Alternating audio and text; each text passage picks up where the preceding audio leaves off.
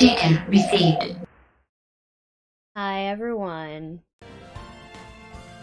Welcome to the stream.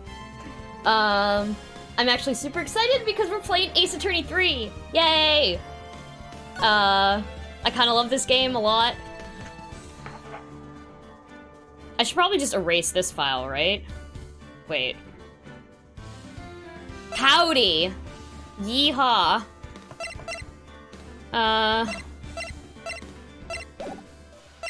New game. Hey, Trials and Tribulations, that's what it's called. Could not remember.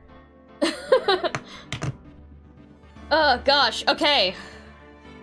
I guess we're starting. Here we go. Let's watch a cutscene.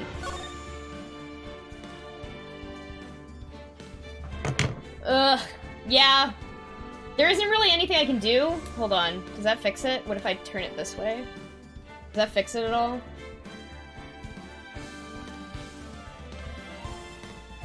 That makes it worse. If I bounce the light off of there.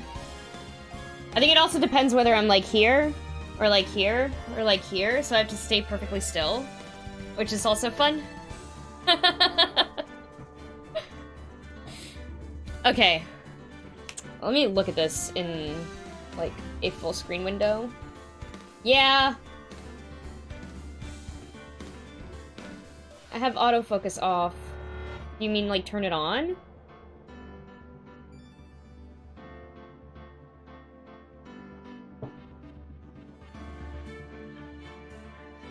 No, I'm not sure.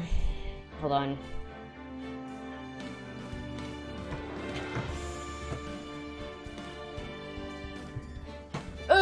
Hold on, I gotta go into studio mode so you guys don't see all my shit behind my green screen.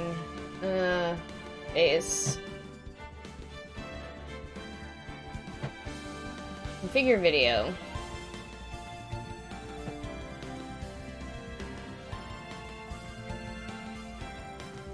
Yep, autofocus is on. Also... why did these settings reset?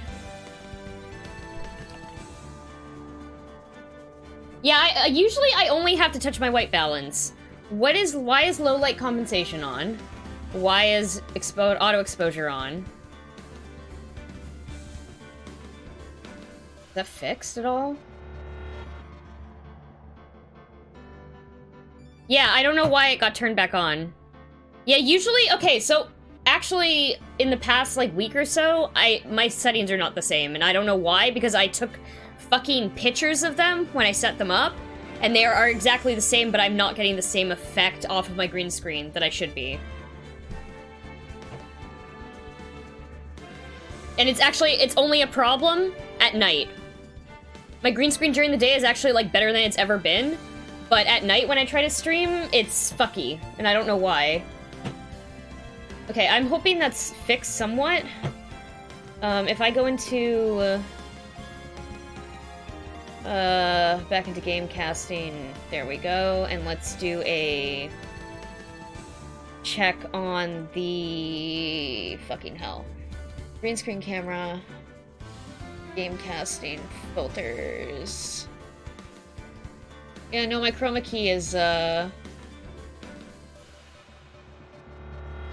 usually the only thing that resets is the white balance.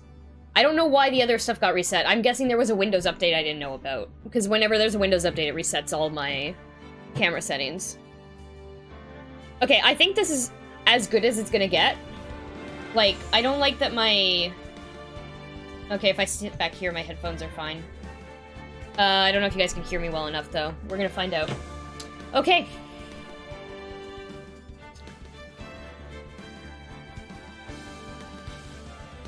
Let me switch back to my monitor.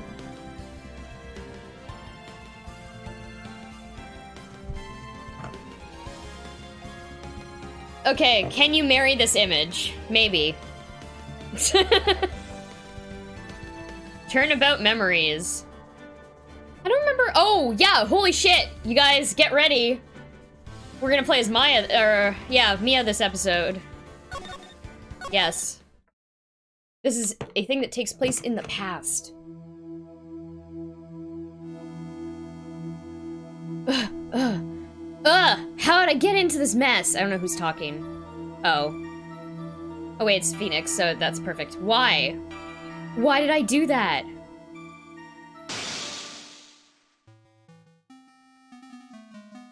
I just watched this in the anime like a few months ago, so it's fresh in my memory. Oh, hey, it's none of your business. I'm telling you for your sake, if you continue to see her, it's gonna be bad news. You're lying! Just listen to me. There's something you need to know about that girl. Stop it! Don't talk about her like that.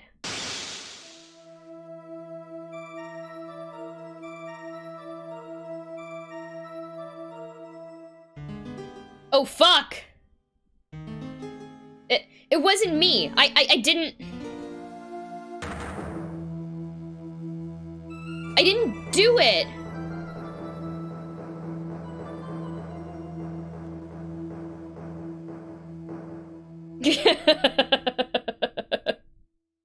Five years earlier, Mia Fey, second trial. April 11th, 9:40 a.m., District Court, Defendant Lobby number 3. It's finally time. I'm kind of nervous. Ahem!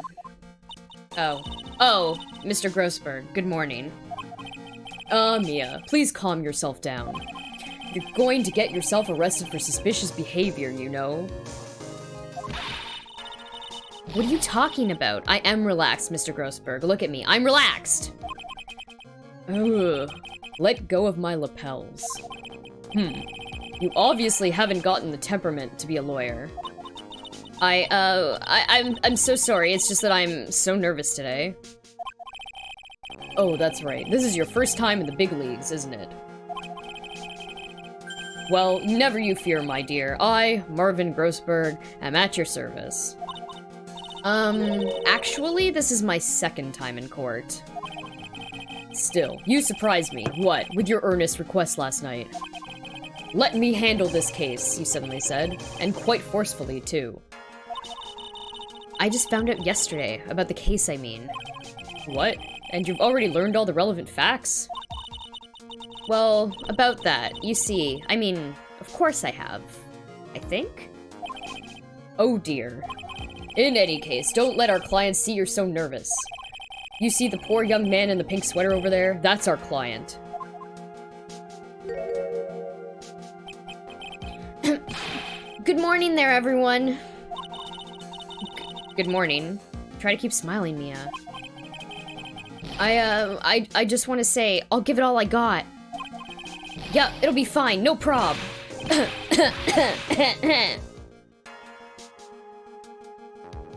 My camera always cover the text, yeah, kind of.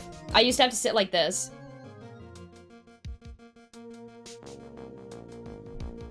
Who's that? Here, I'll face my camera this way. Or microphone this way. Hopefully that should be okay. He'll fix my green screen problem, too. Yeah, it'll be fine, no prob. I already read this. Oh, what's wrong? Do you have a cold or something, Mr. Rye? Actually, it's right. Like, the Flying Brothers. People screw it up all the time. Yeah, that's definitely what it is. I mean, his name's Nick, so I don't know what the P would stand for. And yes, I have a cold. That's what this mask is for. My doc says it this way. Or, my doc says this way. I won't give it to anyone else. Be kind to others, he says. Right, Mr. Wright. You have nothing to fear in court today. If you are truly innocent, I promise I will save you. Please let go of my shirt. That's right. He's the one on trial, not you. He's the one who should be nervous.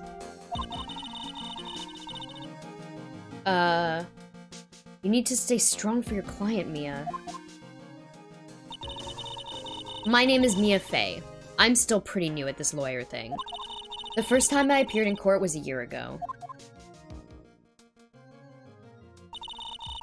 But that trial traumatized me so badly, I thought I'd never set foot in another courtroom. It's been 1 year since then, and well, Here I am again. But this time I'm gonna win. For my client, and for myself.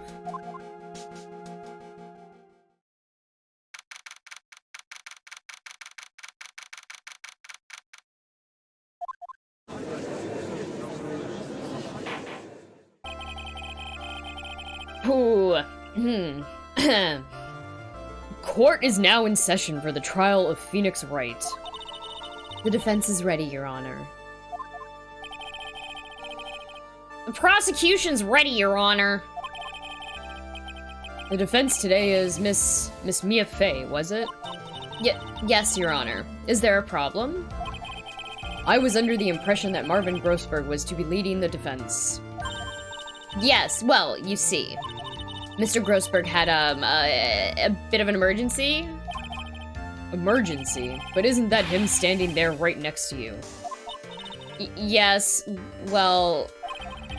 You're just a rookie. Are you sure you can really handle this? Don't let him scare you, Mia. Give him your toughest look. Of course, Your Honor. I think. Well, Mr. Payne, your opening statement, please. Well, well, well. I can't believe a veteran like me has to spend this time babysitting a new defense lawyer. Don't worry, little girl. It'll all be over soon. What was that all about? Was he trying to trash talk me? Now then, I'd like to proceed with a summary of events on the day in question. The incident occurred on the campus of Ivy University. The murder victim was a student named Doug Swallow. He was a fourth-year student studying pharmacology. What is the joke that his name is supposed to... It sounds like he was a very bright young man. Yes, well, next we have a photo taken at the scene of the crime. Students discovered the scene shortly after the murder. They found the victim's body. And the defendant, who had obviously bungled his getaway. They then called the police. That certainly makes the defendant look very suspicious indeed. Very well. The court accepts this photo into the record as evidence. Court record, crime photo 1 added to the court record. By the way, I can't quite tell the cause of death from this photo. Hee. Your reputation for sagacity? Sagacity. is well earned, Your Honor. The truth is that this victim died a rather unusual death. An unusual death? What do you mean, Mr. Payne? Well, perhaps the defense would like to take this question. Huh? Simple question. I thought it might loosen you up a bit. I am a gentleman, if you will. A what? Stand up to him, Mia. Show him what you're made of. A perfect opportunity. Well, what was it? The cause. Go on. Please say you know at least this much. Let's look at the court record. Proof of my profession. The first and last time I wore it was a year ago. Date and time of death, April 9th at 3 p.m. Cause of death was a fatal electric shock. Yes. Am I a ghost? No. This is in the past. Let's look at this. Marvin Grossberg, age 61. Phoenix Wright, age 21. My client, a third-year art student at Ivy University. He currently has a cold. Doug Swallow, age 22. The victim, he was a fourth-year pharmacology student at Ivy University. Dahlia Hawthorne, age 20. Phoenix Wright's girlfriend. Dated the victim Doug Swallow up until 8 months ago. Winston Payne, age 49. The prosecutor for this trial. A veteran lawyer with a little too much confidence. Yeah, you're married. Maybe you're married to a picture of a ghost. I mean, this girl was also in there, right? In that photo. And so was Phoenix Wright.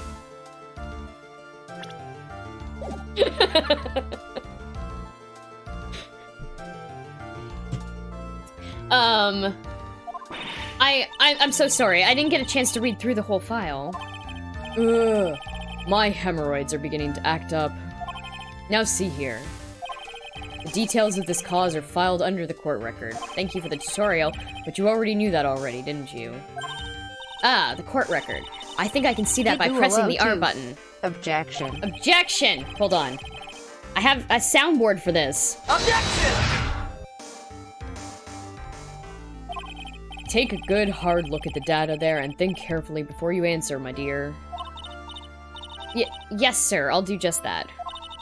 I've got to stay calm. I can't let that prosecutor get the better of me. The court record. Okay, let's take a look. I just pressed the R button here.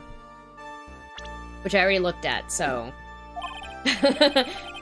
Now then, would the attorney for the defense please answer the question? What was the cause of death?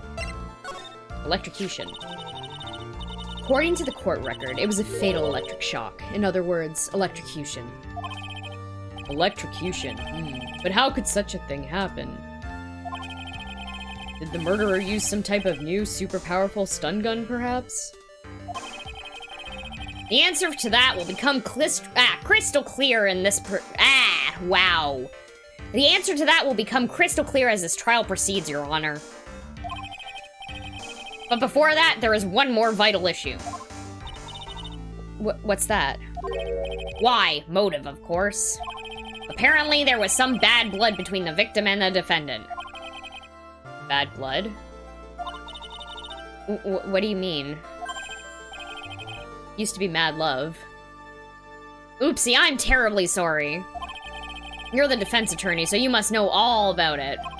I shouldn't be stealing your spotlight like this. I really don't like this guy's smug attitude. That's Winston Payne for you. He is one smooth operator, if you catch my drift. They don't call him the rookie killer for nothing, you know. Now then, let's hear from the defense. What was the source of the bad blood between the victim and the defendant? And this time I would like to see some supporting evidence. Evidence? No need to get all worked up over this. As I said, all of our weapons can be found in the court record. Find the evidence you need and then shove it into old Greybeard's face. Yes, sir, into old Greybeard's face. Mr. Grossberg? Try to set a better example for the young lady. Mia.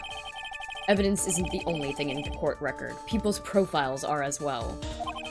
You can toggle between the profiles and evidence with the R button, so be sure to go over it all. Now then, let's see what you've got. What was the cause of the bad blood between Phoenix Wright and the victim? Take that! The reason for the bad blood between the two of them was this woman here. Dahlia Hawthorne, is it? Very good, Miss Faye. You have seemed to have picked up on at least this much. This woman is the girlfriend of the defendant, Phoenix Wright. But up until about 8 months ago, she was with the victim, Mr. Swallow. Clearly, she has some part to play in this story.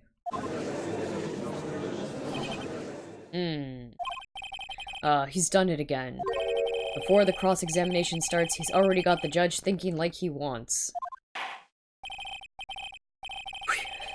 Drink water.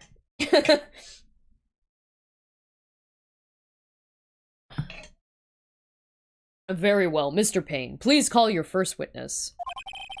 If it pleases the court, the prosecution would like to call Mr. Phoenix Wright. What? The defendant himself? Well, Miss Faye? It's fine. After all, Mr. Wright is innocent, right? The defense has no objection. Very well. The court calls Mr. Phoenix Wright to the witness stand.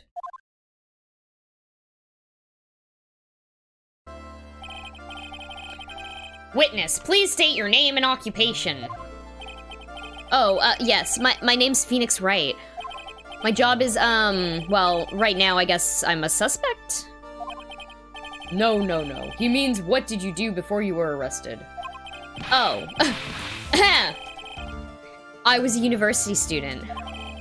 Mr. Wright, you understand that you are suspected in the death of your fellow student, Doug But I didn't do it. I'm innocent, I tell you. I'm telling you I was... Would the defendant please refrain from passing on his cold to the rest of us? It seems the witness has something he wants to say. Well then, Mr. Wright. Please tell us about your relation to the victim. Also give me a second. I need to pull up the walkthrough for this game.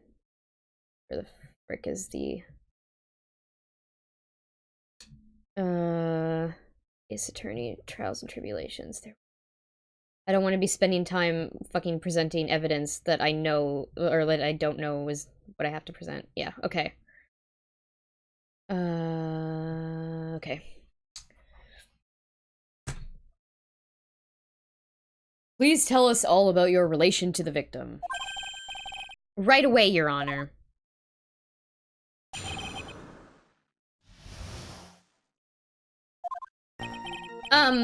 I admit I was there, but I'm not a killer. All I did was find his body. Oh my god, thank you. I'm like out of water. I hardly knew the guy to begin with. I never even talked to that stuck-up British wannabe. It's not cheating. I've already beaten this game.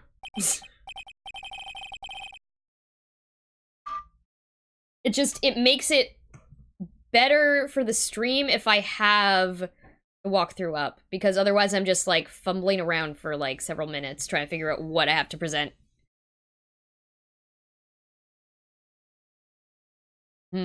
I see. So you hardly knew the victim. Right, like I said, I'm not a killer. Ooh, looks like the judge understands. You're being naive, you know. Too naive. Huh? It seems like you've forgotten one small thing, young lady.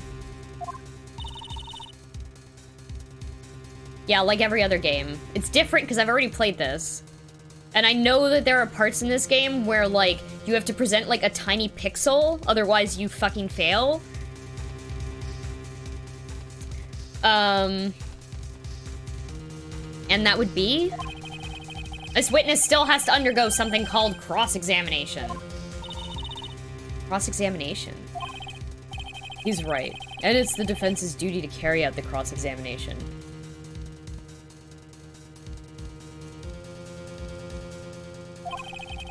The purpose is to determine if a witness's testimony contains any contradictions. Contradictions? If a witness is lying, their statements will conflict with the court record. But Mr. Wright is my client. Even if he is your client, in court all lies must be struck down. As a lawyer, that is your duty, you see. What does he mean by that? Is he saying that testimony just now? That there was a lie? A contradiction? Now then, your cross-examination, if you please, Miss Faye. Please, Mr. Wright, tell me you haven't been lying.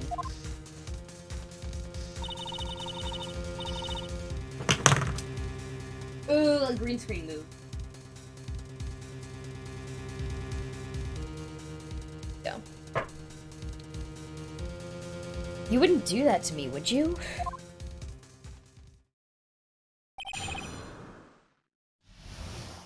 Victim and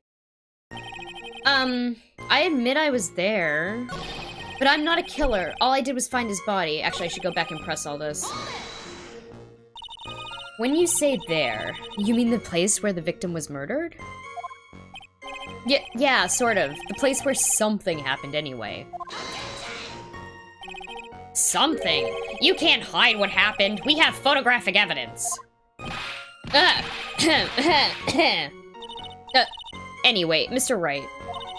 What were you doing at the scene of the crime? I thought you said you didn't know the victim, Mr. Swallow.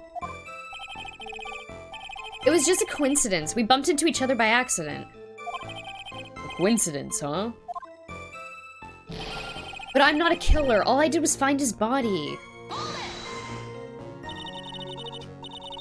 You said you found the body? So who called the police? Huh?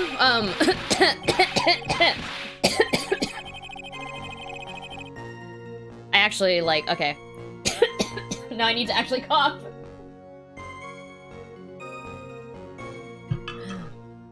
Unfortunately, it was some other students that notified the police. Other students? That's correct. They were witnesses. Witnesses who saw the defendant standing there next to the body in shock. That joke's kind of in bad taste, isn't it? The guy got killed by electrocution? What? Is this true, Mr. Wright? Achoo! Achoo! Achoo! Did you stop sneezing every time you're in a bind? Well, it's true that I was pretty shocked when I found the body. But I hardly knew the guy to begin with. So you didn't know his face or even his name, right? Right, well, no. I mean... So, which is it? Did you know him or not? Now, see here, you can't avoid answering the question by sneezing all day. Well, I guess I did know his name. News to me, why didn't he tell me that before? Pain is Skeletor.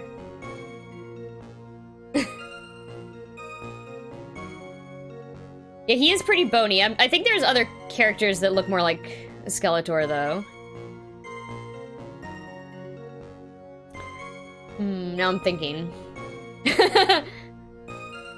I heard he used to date Dolly. Who is this Dolly person? Yes, that would be the defendant's lover, Miss Dahlia Hawthorne. Oh, I see. Ah, young love, so bittersweet. But that's all I knew about him. I never even talked to that stuck-up British wannabe. Mr. Wright, you stated the following in your testimony. I hardly knew the guy to begin with. That's right. I mean, why would I even... But that doesn't sound right. If you hardly knew him, then why would you say the victim was a stuck-up British wannabe?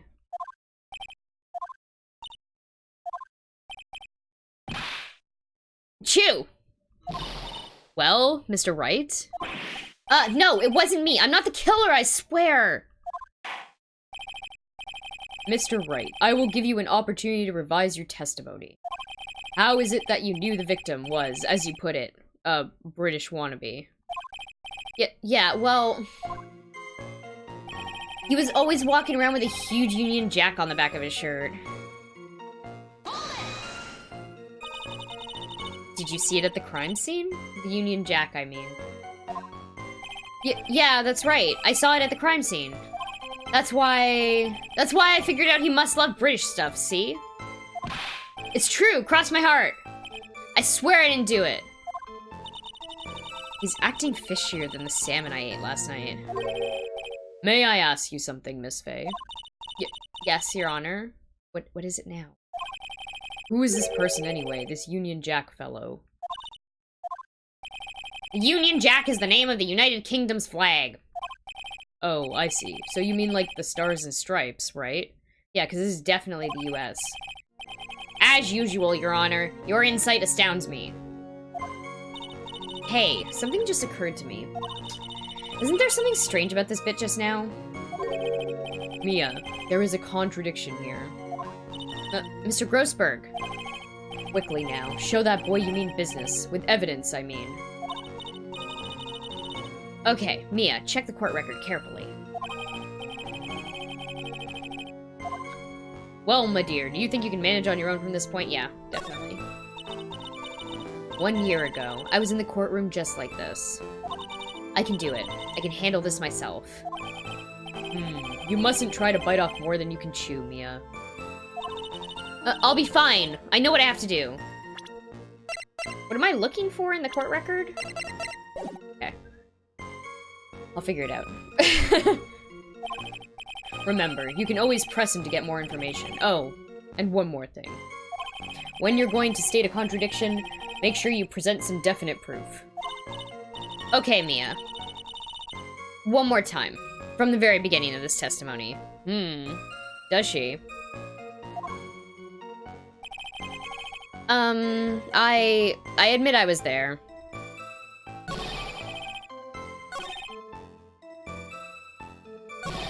But I'm not a killer, all I did was find his body. Okay. No, hold on.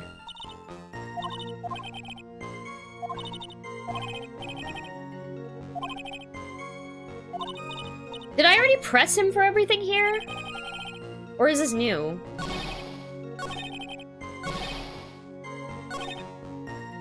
Union Jack on the back of his shirt. I mean, he's not. I'm guessing that's what it is.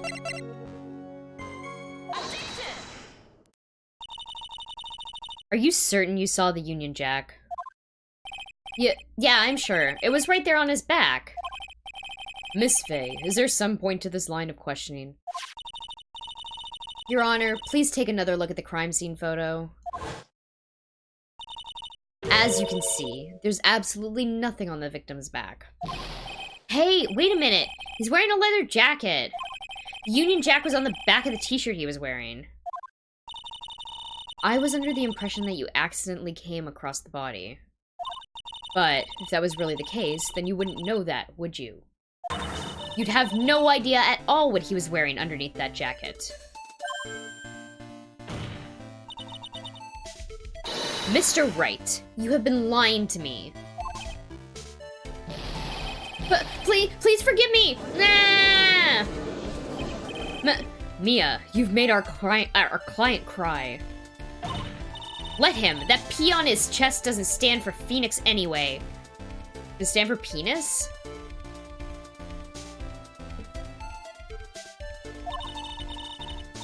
I can't believe I trusted him. Mr. Wright was all wrong. Hee. That was an impressive bit of cross-examination. Thank you for uncovering the defendant's lies for me. It's quite clear that this man did not simply stumble upon the scene of the crime. Ugh. Uh-oh. Did I go too far?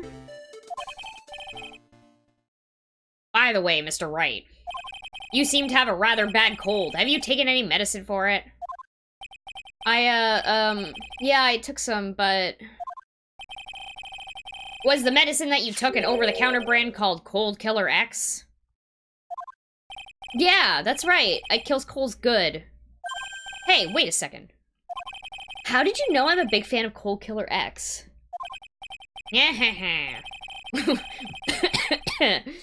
Would you happen to have that medicine with you right now? Well, actually, I seem to have lost it somewhere. You lost it? Does this even have anything to do with the case? Mr. Wright, shall I tell you where your cold medicine is right now? Huh? Your Honor, I'd like you to take another look at this take a look at another photo from the crime scene. What's this? In the victim's hand, it's Cold Killer X. Damn, Phoenix. Yes, but even I've got a bottle of Cold Killer X in my apartment. I'm sorry, but I'm afraid that argument won't work. There's no doubt as to who this bottle of Cold Killer X belongs to. Especially since Mr. Wright's fingerprints are all over it. What? Sensing this murderous intent, Mr. Swallow must have picked up that bottle of medicine, dropped by Mr. Wright, and hid it in his hand. His purpose in doing so can only have been to identify his killer as Phoenix Wright.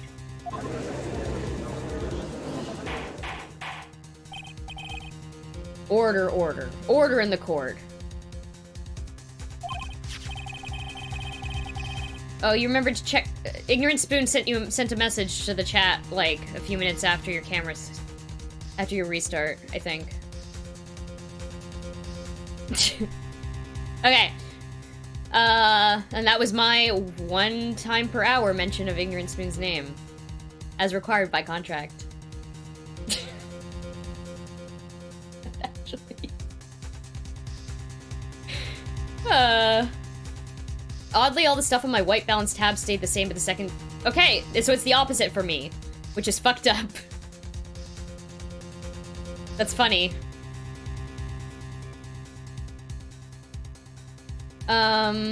Your Honor, I'd like to present this photo and bottle as evidence. Weird name for cold medicine. Cold Killer X. Very well. The court will accept them into the record. Crime photo 2 added to the court record. Cold Killer X added to the court record. Also, the victim's wristwatch was broken. Broken? Yes, it ceased functioning when a large wave of electricity passed through it. Well, Mr. Wright, do you have some kind of explanation for all this? Ugh. This is really bad. Oh, my buttocks. My poor, poor hemorrhoids.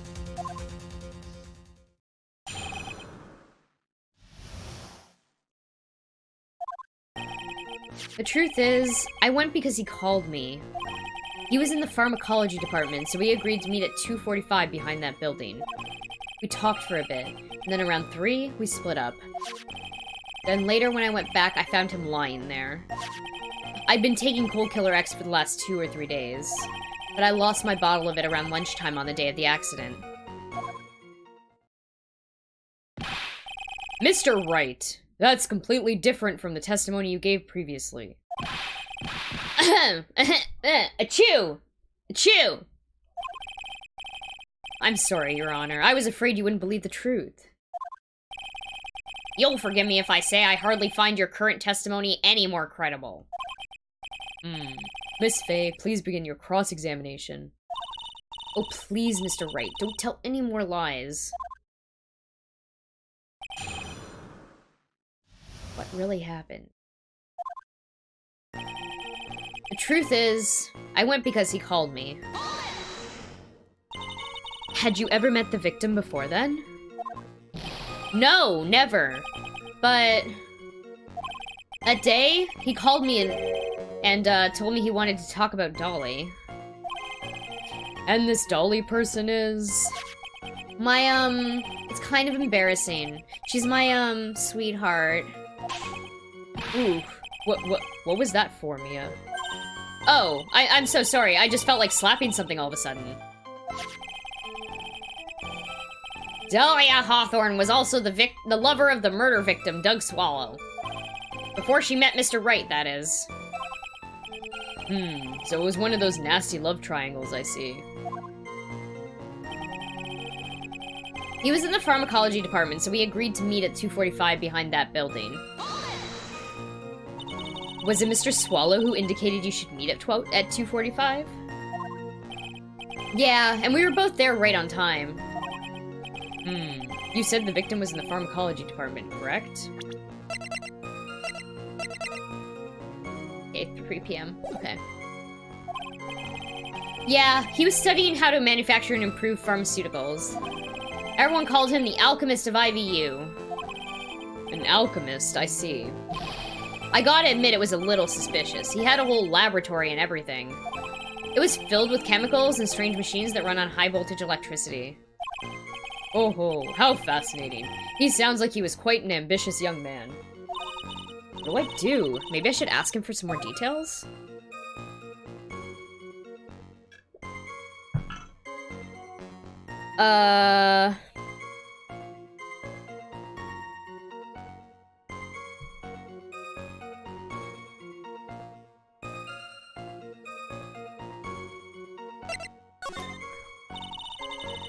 Wonder if I have the option to do both of those things. I was wondering if you could tell me a bit more about the pharmacology department. Well, okay, sure. I don't know all that much, though. A little bit earlier in your testimony, you said something interesting. You said the department uses strange machines that run on high-voltage electricity. That's right, and they sure look dangerous. They use non-standard voltages, so there are high voltage cables everywhere. High voltage cables? Yeah, there were electrical poles set up all around the building. The high voltage cables run overhead around the roof. Finally, I think we're getting somewhere. We talked for a bit, and then around 3 we split up. So, what was it you were talking about? You know, that maybe we should hang out again sometime. Hang out again sometime? I wish that were true. Then later, when I went back, I found him lying there. So you say you went back? Yeah, that's when I found the body. Yes, but why did you go back in the first place? Weren't you angry with him? Well, that's right, I was. Then why, Mr. Wright? Why did you go back there? I thought maybe we could make up.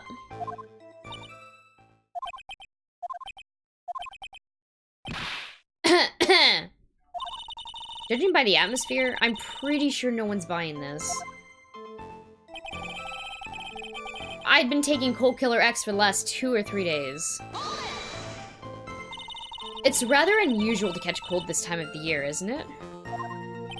Yeah, I always get a little careless when the weather starts to warm up. I guess I shouldn't sleep with the window open this early in the spring, huh? I suppose common sense is not always common? So, did anyone else know that you were taking cold medicine?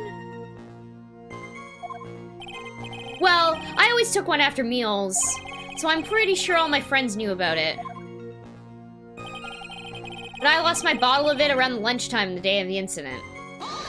Yeah, Phoenix, you keep digging your own grave. On the day of the incident, what did you do for lunch? Huh? What does that have to do with anything? You can never be too sure. I always eat with Dolly, just the 2 of us. Dolly's homemade lunches are just the greatest. Her mini omelets are magically delicious. Youch! Why did you punch me in the jaw? Oh, I'm so sorry. I just felt like hurting someone all of a sudden. I think that's enough for now. So the defendant and the victim met at approximately the time of his death. And then the defendant returned to the scene for some unknown reason. I'm not entirely convinced by his explanation about the medicine bottle either. Let me be frank here, Mr. Wright. Your testimony cannot be trusted. What do you mean? I knew it was too much work for a little girl. However, there is one mystery that still remains. There is, Your Honor?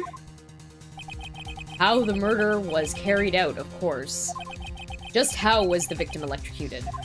I don't believe the murder weapon has been produced yet, correct? Well, that is, you're correct, Your Honor. So, how exactly was Mr. Swallow killed? If I could somehow establish how it was done, maybe I could still come out of this mess smelling like a rose.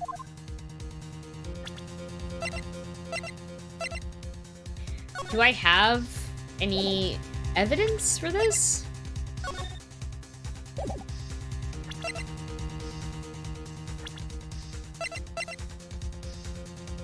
No, there's nothing that mentions that...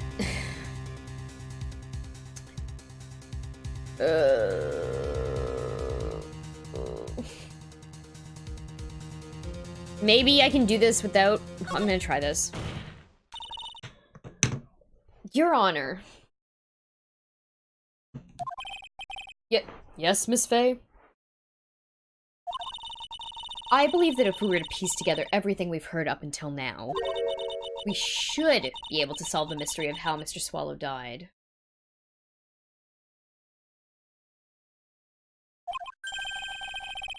That would be most impressive. He. Quite the brash statement coming from a rookie. But even a beginner like you must understand the basic rules of the court, yes? An attorney must be able to substantiate their arguments with evidence. Of course I know that. Actually, I had totally forgotten about that. It sounds like interfering with the court case. Now then, Miss Faye, let's see what you've got. Show me how you believe the victim was electrocuted.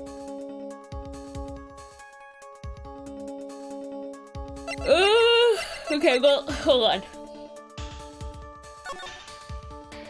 I mean, yeah? As for the cause of death, I'd say this picture captures it quite well. What? But there is nothing that even remotely resembles a murder weapon here. I'm afraid the defense is going to have to explain this in a bit more detail. Miss Faye, where exactly in this photo is the murder weapon? It's the fucking split electrical cable here. Do you guys not see that? Judge, what are you even doing? Well, naturally, it's right here. What is that? A severed electrical cable, I believe, Your Honor. Remember the testimony we've heard. The machines the pharmacology students use in their experiments require high voltage. And because of that, there are special high voltage cables strung up everywhere. So then, the high voltage cable. Yes, the high voltage cable is the cause of death. That is the most likely explanation. That certainly sounds plausible. Well, Mr. Payne, what do you have to say about this? Well, I believe some praise is in order. Don't toy with me, old man. Now, the victim's cause of death may indeed have been a high-voltage cable. However, I want you to think about what that really implies. The only one who had the opportunity to use the cable as a murder weapon was... the defendant.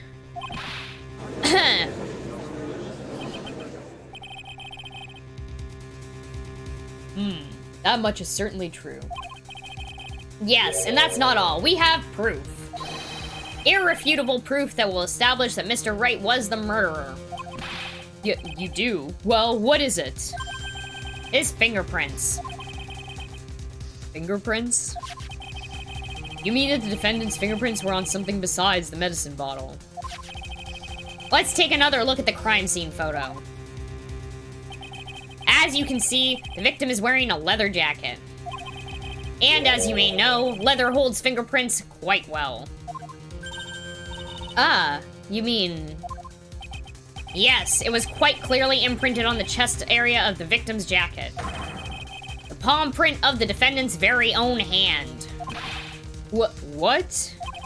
I can only think of one way Mr. Wright could have left a print like that. Intent on murder, he squarely pushed the victim towards the severed electrical cable.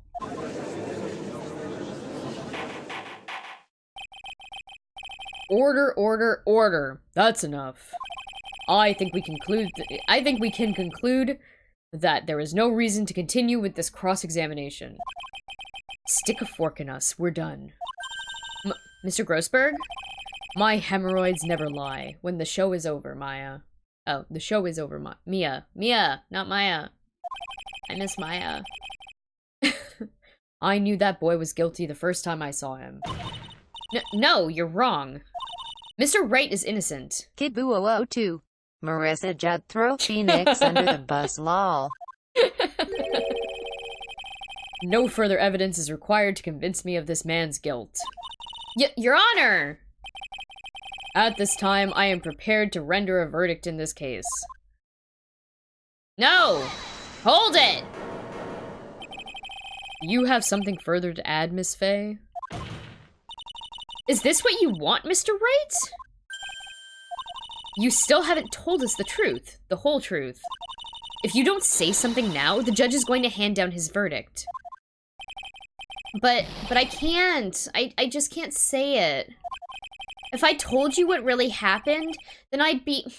It's okay, Mr. Wright. I'm your attorney. You can trust me. Miss Faye, no matter what it is you have to say, I believe in you and I'll represent you to the very end. We've already established the defendant's guilt. There's no further need for him to say anything. Wait a minute. Mr. Wright? I'll tell you what really happened. But I've already told you, Mr. Wright, there's no need for further...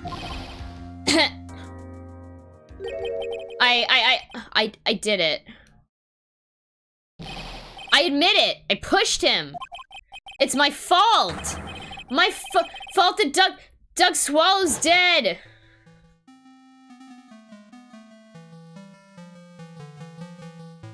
That girl, you shouldn't see her anymore.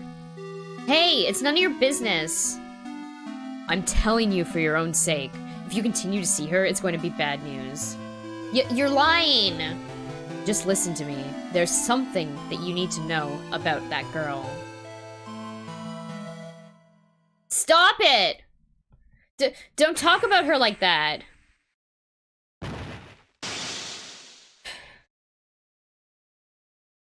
Phoenix, what'd you do?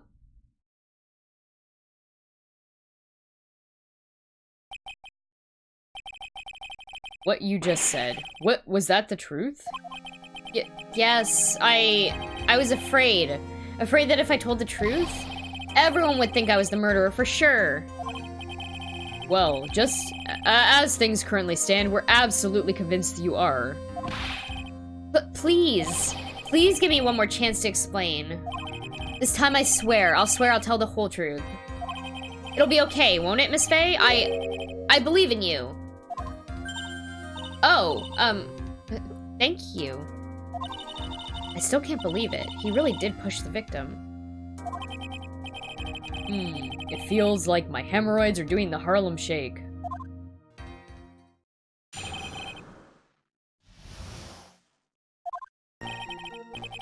That guy, he was talking bad about Dolly. I lost my temper and I gave him a shove.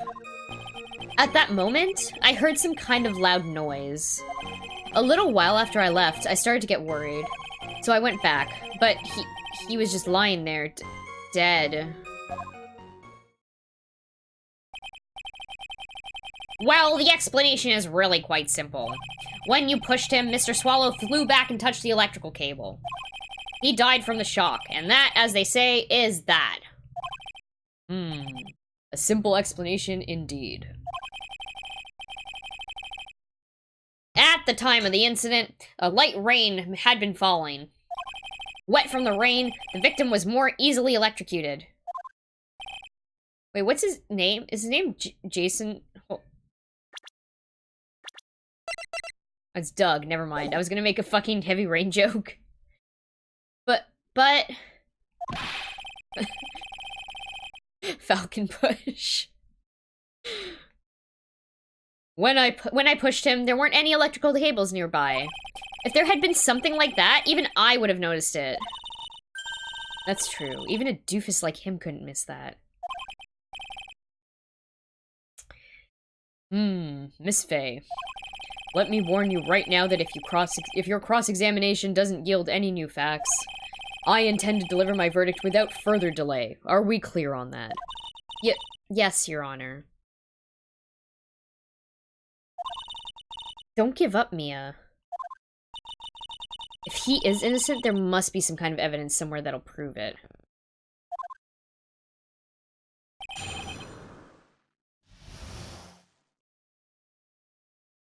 When I pushed the victim. That guy, he was talking bad about Dolly.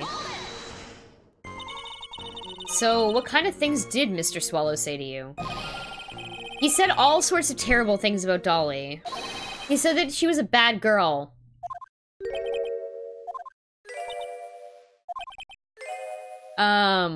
Is that all?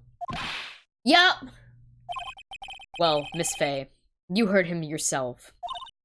Oh boy, you're not doing yourself any favors here, Mr. Wright. Please don't make this harder for me than it already is. Anyway, after he said that, I just I lost my temper and gave him a shove. Can you tell me about what happened in a little more detail? That guy, he just said what he wanted to say to me. And then he put on the jacket he was holding and started to leave. That's when I lost my temper and flew into a furious frenzy.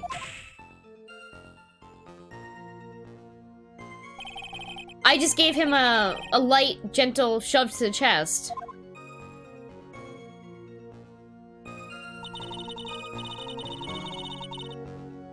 And when you did that, there was no severed cable anywhere to be seen? Right! There was nothing like that at all! But it is possible that you merely overlooked it? Well, I guess it's possible. What are you doing? Don't let that guy steamroll over you like that cheap asphalt. Bleh. Wrong voice. I believe what's important here is the moment the push occurred. Let's continue on with the testimony witness. At that moment, I heard some kind of loud noise. A loud noise? And what would you say that loud noise was, Mr. Wright? I'm not sure, but it was really loud. It was like, snap! You know, come to think of it, I wonder what that was. Clearly, Your Honor, it was the sound of the victim being electrocuted. You're not qualified to decide that. What should I do? I'm treading on some dangerous ground here.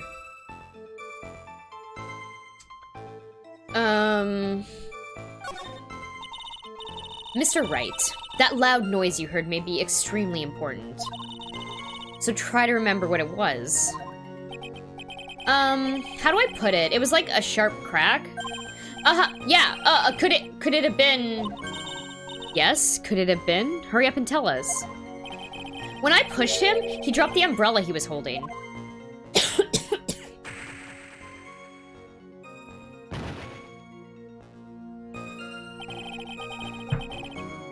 He fell right on top of it and broke it.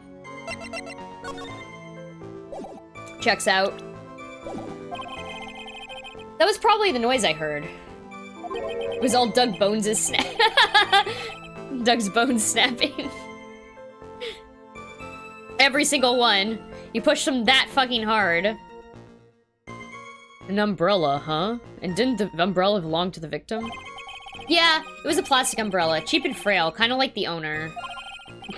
Then again, I wish I had any kind of umbrella. I was totally soaked to the bone.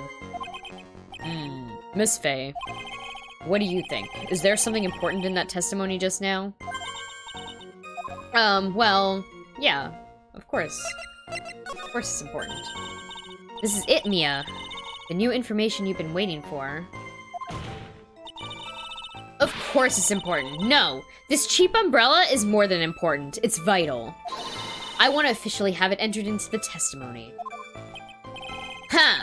How perfectly fitting. Flimsy information from a flimsy lawyer. The court agrees to the defense's request. Witness, please add the bit about the cheap umbrella to your testimony. After I shoved him, he fell down on top of his cheap umbrella. I mean, I do have to look at that, but I'm gonna press some of these other statements. After you shoved the victim, did you leave the scene right away? Yes, I did. I admit it. I was furious. You left without even checking Mr. Swallow's condition? Well, yeah, but like I said, I got worried about him later. So I went back, but he was just lying there, dead. At that time, did you see anyone else at the scene of the crime?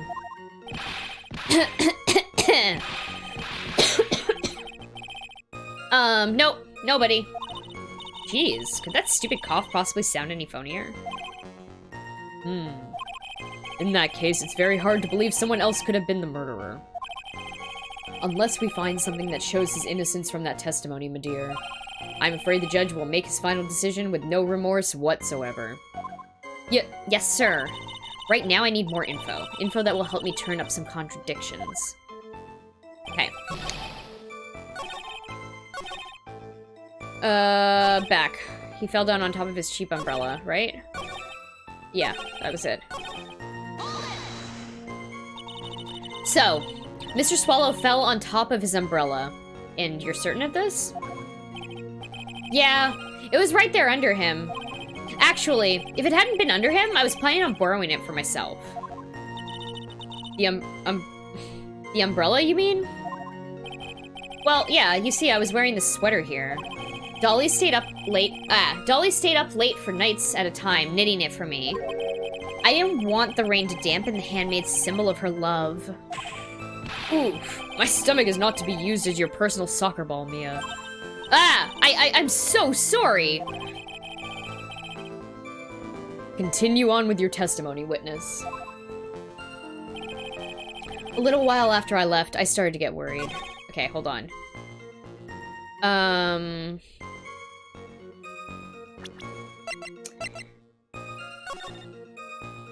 Okay, like, he's not on top of that umbrella, right? Yeah, that is the thing I'm gonna present. What? Why didn't you testify about the umbrella from the very beginning? Come on, if I had mentioned that, I would have been able to counter the prosecution's arguments earlier. What do you mean by that? Take another look at the crime scene photo.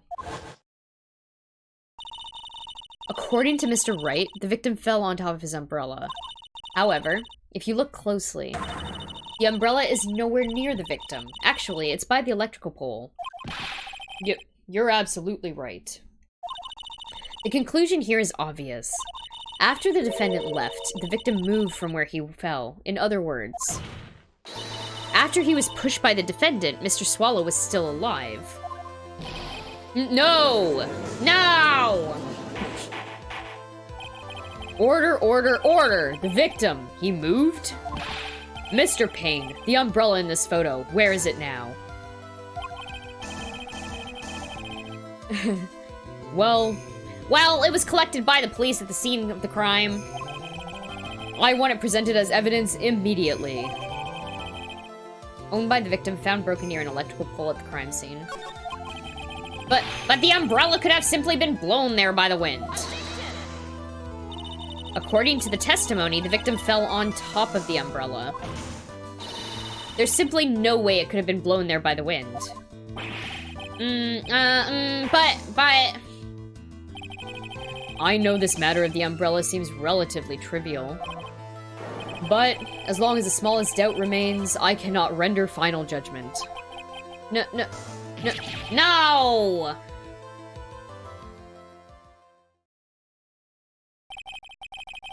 I must say, I still find it hard to believe that a huge hole has been blown in the prosecution's case by the defendant's testimony. Phoenix's testimony added to the court record. Well done, Mia.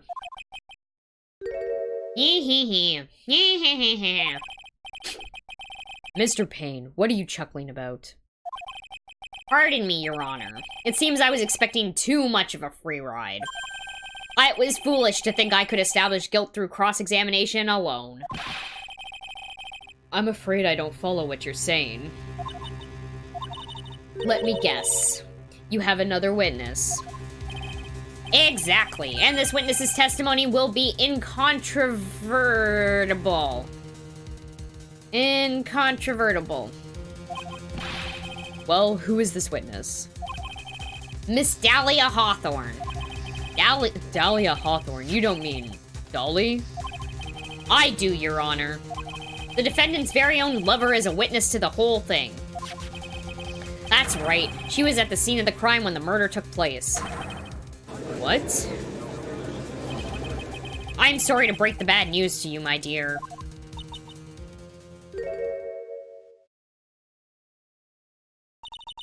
Bad news? You couldn't be more wrong. Actually, I've been waiting for this. You can't be serious. Mia, what do you mean by that? I think this is a good point for us to stop at. Court will now enter a 20-minute recess. Afterwards, we will listen to the testimony of Miss Dahlia Hawthorne. Battle of the Hair Flipping. Right? Okay.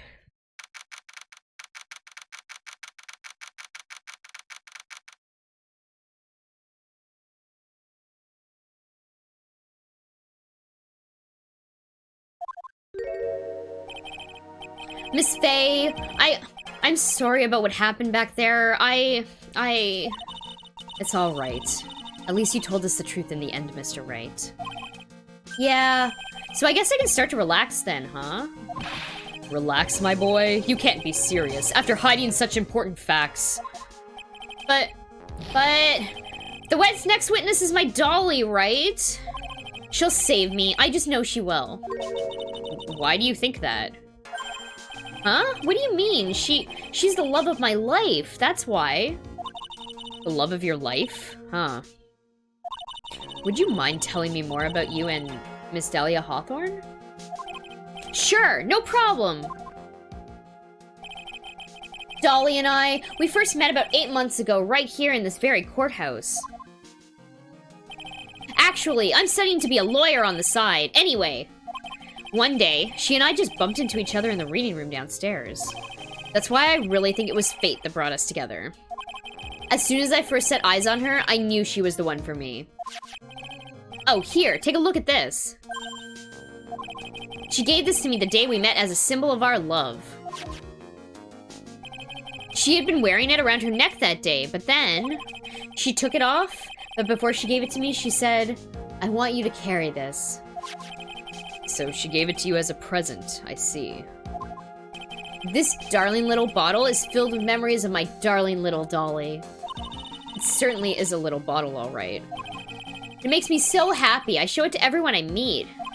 I want to share my happiness with the whole world. Dahlia's present, borrowed from Phoenix Wright. Anyway. So after that, you and Miss Hawthorne started dating? Yeah, but she's so shy. Every time I see her, she always says the same thing to me. Please give it back now. What a strange girl asking for a present back like that. By the way, Mr. Wright, the day you first met Dahlia Hawthorne 8 months ago, it wouldn't happen to have been on August 27th, would it? Huh? Yeah, it was. But how did you... This happened on August 27th, right here in this courthouse. What's this? A newspaper clipping? Let's see. Murder in the courthouse. Murder? What are you reading there? Let me see that. Oh, I see. Mia, I think I understand what you're trying to say. And I think I understand why you suddenly took such a keen interest in this case. You believe there is some connection between these two cases, am I right? I hope you don't mind, Mr. Grossberg. I need to finish this myself. Ah, yes, but I'm afraid what you have will not be enough, my dear. I'll go and have a look in the downstairs reading room and see what else I can find. Thank you. I want to do whatever I can to be of help to you, Mia. Well, it looks like recess is almost over. We'd better all get moving. I guess so. That recess sure seemed longer than 20 minutes, though. Hold on, can I read this newspaper clipping? Yes. Murder in the courthouse? Very little information is being disclosed at this time since the victim of yesterday's incident in the district courthouse cafeteria is said to have been a lawyer. However, police are questioning the 19-year-old female college student who was sitting with the victim.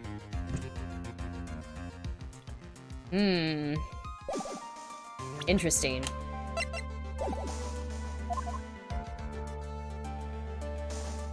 To be continued? Well, we're gonna continue. I'm gonna finish this case tonight. Possibly. But who?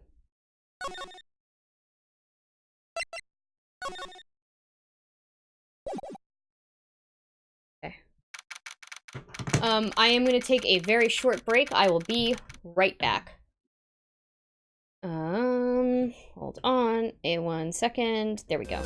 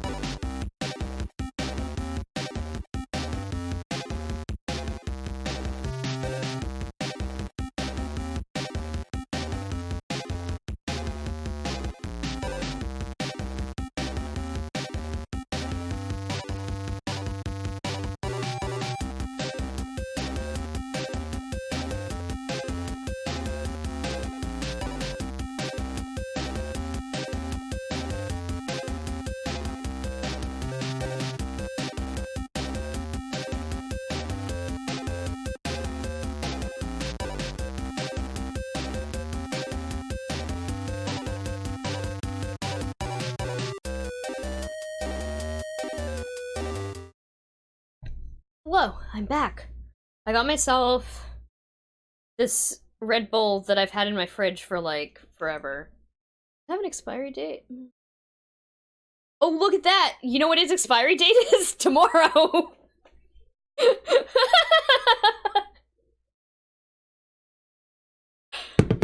Wonderful. Okay. Kid Boo 002. Phoenix is guilty. Throw the book at him. Phoenix is guilty. Okay, this is a very interesting looking, smelling Red Bull. It's actually very good. Too bad I'm probably never gonna get another one of them because it's like a limited edition thing. Okay. Here we go.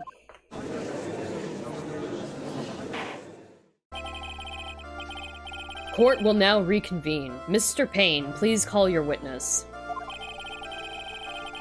The next person is... The next person is someone who witnessed the crime as it happened. The prosecution calls Miss Dahlia Hawthorne to the stand.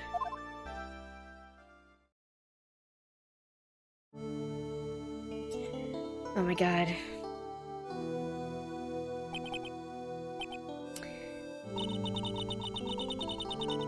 What's with this stiff silence? In my long career as a judge, I have been deceived by many witnesses. It's my job to doubt, to take no one at their word. But in your case, I must admit that you radiate a glow of complete sincerity. I can't believe he actually said that. Oh, now then, witness. Could you please state your full name? Don't worry, Don't worry, sweetie. There's no need to be nervous. if anyone says anything rude, you can be sure I'll cut them right down to size. And I will bash them with my gavel. I love how they look straight at me when they say that. Thank you for calming my nerves. You are all so nice. I almost feel right at home. Not at all. Not at all. It was nothing. If we may move on now, what is your full name and occupation? My name is Dahlia Hawthorne. I'm a junior in literature at Ivy University. I just want to say, it's an honor for me to be here in your noble presence. The honor is all mine. No, the honor is all mine. Well, we know whose milkshake brings all the boys to the yard. That reference didn't age at all. Sir? Is there something I can help you with? You just go on and say whatever is on your mind. I'm sure that there must be some kind of mistake. Feeny didn't kill anyone. I just know it. Yes, yes, I can see why you'd say that. She's gonna be a tough witness, alright. It only took her 12 seconds to wrap them all around her little finger. Now then, please proceed with your testimony. Let's hear about what you witnessed on the day of the incident, if you please.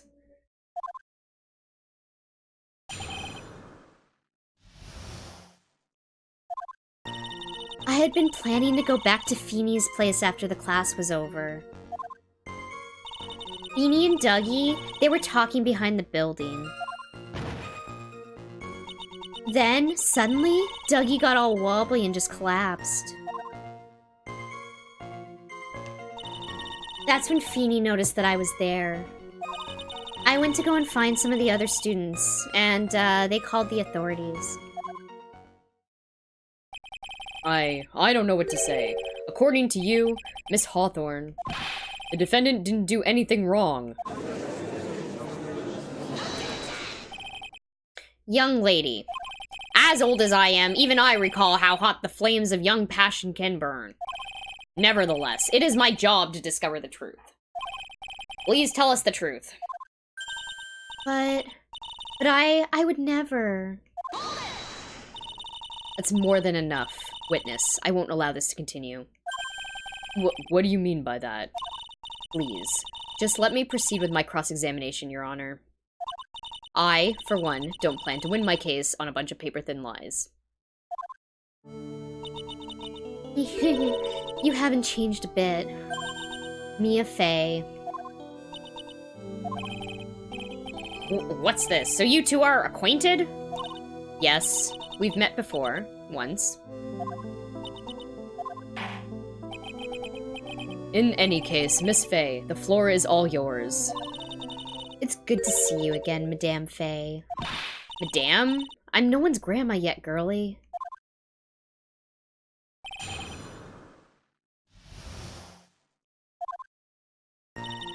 I had been planning to go back to Feeney's place after class was over. Now, unless I'm mistaken, Mr. Wright, is in the art department. If that's the case, then what were you doing by the pharmacology building? Well, I'm in the literature department. I'm studying Japanese senryu poetry. Oh ho ho, how wonderful. It's that humorous yet satirical style of haiku, yes? Nothing left to do. When a man reaches this age, sleep is his best friend. That's supposed to be poetry? Sounds more like a midlife crisis. For me to get to the art department, I have to walk back through that back area. Ah, yes, I see. That makes sense. When I want to enter the courthouse, I always walk through the front doors. How else would you enter? Teleportation? Beanie and Dougie, they were talking behind the building. So, who is this Dougie person? Oh, I'm sorry. Doug Swallow. We were dating until just about 8 months ago. So, what were Dougie... Mr. Swallow and Mr. Wright talking about that day? How can you be so mean? I would never eavesdrop. I wasn't raised to be so rude and unrefined. That's right, Miss Fey.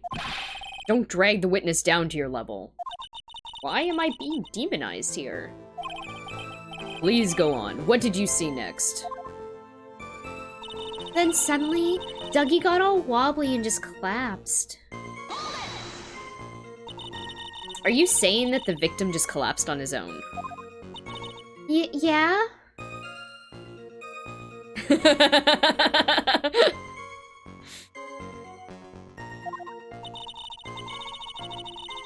In other words, the defendant never touched the victim, is that right? I was watching the whole time. Beanie never did a thing to Dougie. If I press her for no good reason, I know the judge will get angry with me. So what should I do about her testimony just now?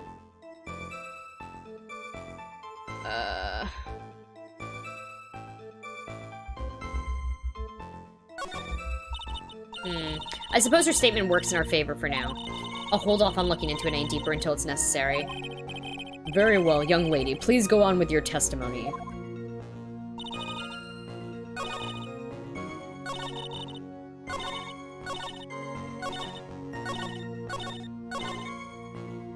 There. Wait, is that the one I just... No, okay, it's this one. There we go. And what did Mr. Wright say when he saw you? I'm sorry. I was so flustered that I really don't remember. Please forgive me. You don't remember? Well, that's common enough. Sometimes I can't recall a sentence I passed only minutes prior. Please, someone, anyone, stop him before he gets hurt. By me. I went to go find some other students and they called the authorities. When you say students, do you mean students from the pharmacology department? Yeah, they're all very fond of their drugs. Wait, please try to stay on topic.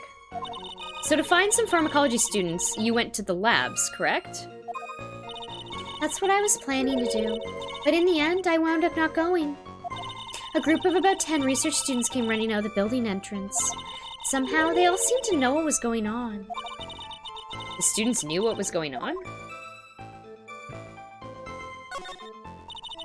Pharmacology students, they have nothing to do with the incident. I think what I need is more information about Dahlia herself. That girl. She's telling a super obvious lie, and she knows it. She's just pretending to protect Mr. Wright. Yes, that's gotta be it. Way to go, Mia. Okay, that means I'm gonna have to dig deep to find the contradictions on this one. I had been planning to go back to Feeney's place after the class was over. Okay, hold on. I've already... This is the same dialogue. Okay. He got wobbly and just collapsed. Are you saying that the victim just collapsed on his own? Yeah. In other words, the defendant never touched the victim. Is that right? I was watching the whole time. Feeney never did a thing to Dougie. If I press her for no good reason, I know the judges will get angry with me. Okay. So what should I do about her testimony just now?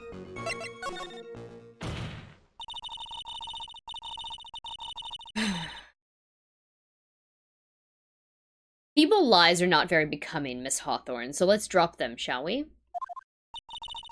What? I would never. Miss Faye, I will not allow you to badger this witness. I believe the defense is engaged in a fishing expedition.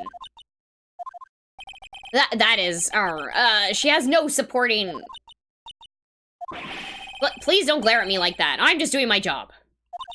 Now then, Miss Hawthorne. The defendant's palm print was found on Mr. Swallow's leather jacket. It has already been shown that Mr. Wright did, in fact, push the victim.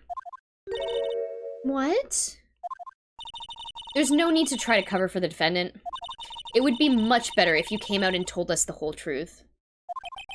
There's nothing to worry about, young lady. Just tell us everything that you saw. Yes, Your Honor. I will. If you don't mind, I'd like to revise my testimony. Looks like we're finally getting somewhere. Actually, I didn't see the moment he pushed Dougie. It didn't look like they were fighting, and I didn't hear anything unusual either. Okay, wait, hold on. This is the one I need to press, right? And it... Yeah.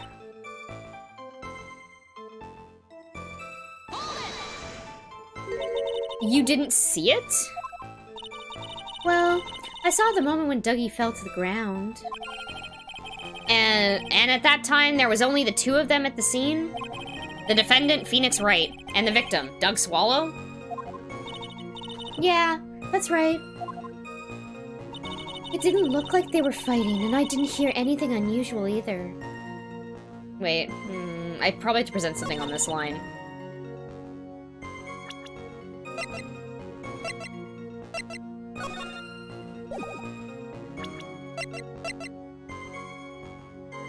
You didn't see it? Did you hear it, maybe?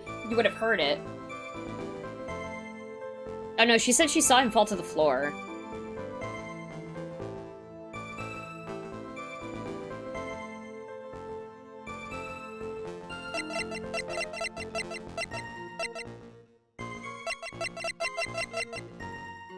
Yeah, okay, here, this is actually the perfect... Yeah. Didn't look like they were fighting, I didn't hear anything unusual. There we go.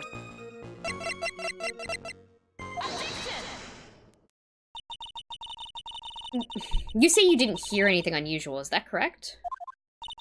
Yeah, that's why I was very relaxed looking at the scenery around me.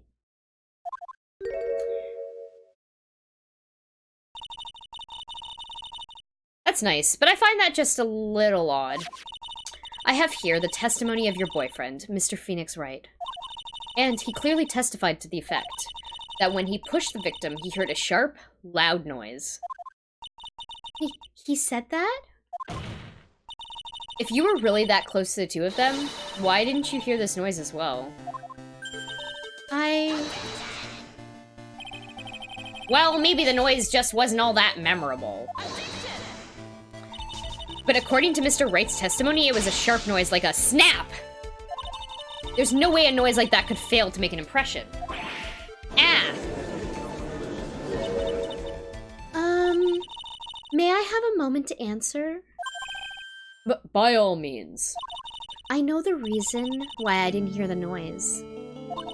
You see, the truth is, I had my headphones on and I was listening to music at the time. Headphones? You mean that both of your ears were covered? The rain was just beginning to let up, but it seemed as though Thor wasn't ready for his fun to come to an end yet. So the sky continued to flash and rumble. Thunder and lightning, huh? Yes, I'm afraid of the sound of thunder, so I put my headphones on to block it out. Hee hee hee hee. Well, Your Honor, as you can see, there weren't any contradictions in her testimony after all. Wait a sec, Mia. That testimony just now. She said something that could totally change this whole case. That's it, right? That there was lightning? Your Honor, there's a problem with the witness's testimony. What do you mean? Didn't you notice? She said there was lightning, correct? Yes, what about it? Well, lightning is actually a large discharge of electricity in the atmosphere, am I right? Now's not the time for a science lesson, Miss Fey. Yes, Your Honor. Anyway, since the cause of death was electrocution, isn't it possible that the victim died from being hit by a bolt of lightning?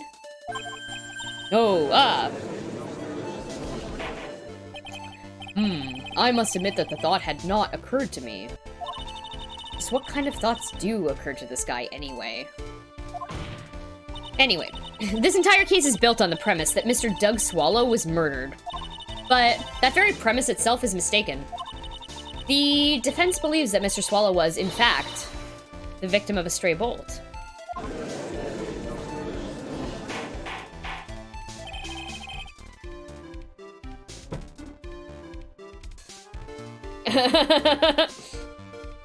It appears the defense may be onto something. Could it be that the death was actually accidental? Alright, you did it, Mia. I'll be taking that not guilty now if you don't... Hee hee hee hee hee hee hee. I'm hurt that you have such a low opinion of me, Miss Fey. What? I'm not a fool, you know. The prosecution has done its research, Your Honor. We found that there were no lightning strikes on that day at that location. What? There's more. What's more? We have evidence that the electrical cable is definitely linked to this case.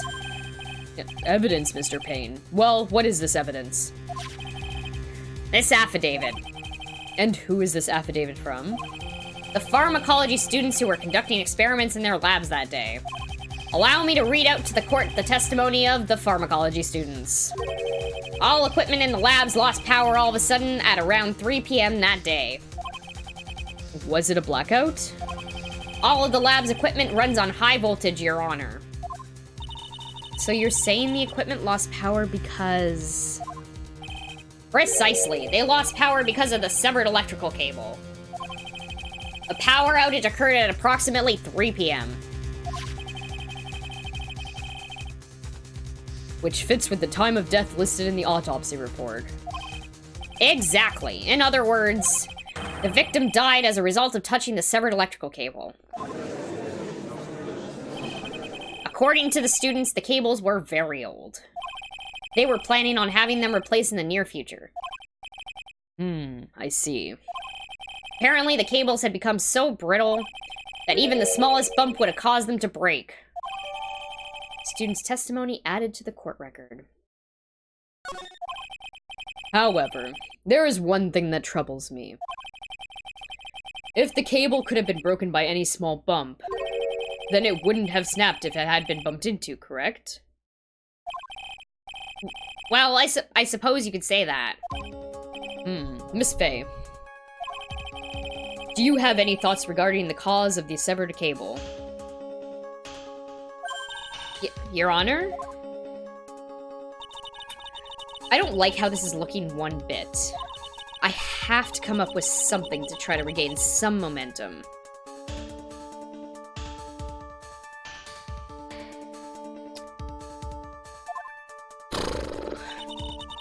If it pleases the court, the defense would like to state its opinion. Well then, let's hear it. Who or what was it that caused the cable to break?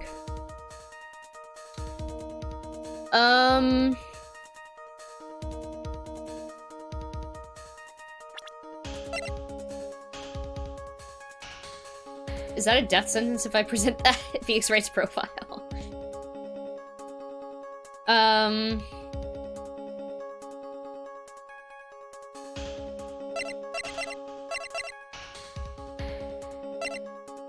Evidence. Throw a lightning bolt at Doug. Yeah. Okay, so the thing that was fishy to me here was the fact that this was an impact at 2:55, but they were very fucking clear about the fact that he died at 3 p.m. because of the watch. So, I'm wondering if this umbrella is actually what hit the electrical pole. This is what I'm guessing. Your Honor, please think back to Mr. Wright's testimony. The defendant's testimony? He said that after he pushed the victim, he heard a loud, sharp noise. Now, this happened at around 3 p.m., correct? Yes, that sounds right. Wait, are you saying that? The lab equipment lost power at 2:55 p.m., which fits right in Mr. Wright's timeline. In other words, it was Mr. Wright's shove that caused the power outage. Yes, the prosecution also came to that same conclusion. And it was that very shove that caused Mrs. Swallow to be electrocuted. I'm afraid I can't agree with you there, Mr. Payne. What's that supposed to mean? Take a good look at where the victim landed after being shoved. See the umbrella? It's by the electrical pole. That's right. The victim banged into that pole as a result of being pushed. It was that impact that caused the cable to break. Well, that makes sense. And then the victim was electrocuted. No. Air flip, which I can't do right now. I'm sorry, Your Honor, but no, that doesn't make sense at all. If the victim was shoved into that far pole, then he couldn't have been electrocuted by the severed cable in the foreground here. Ah! In other words, someone other than my client must have electrocuted the victim.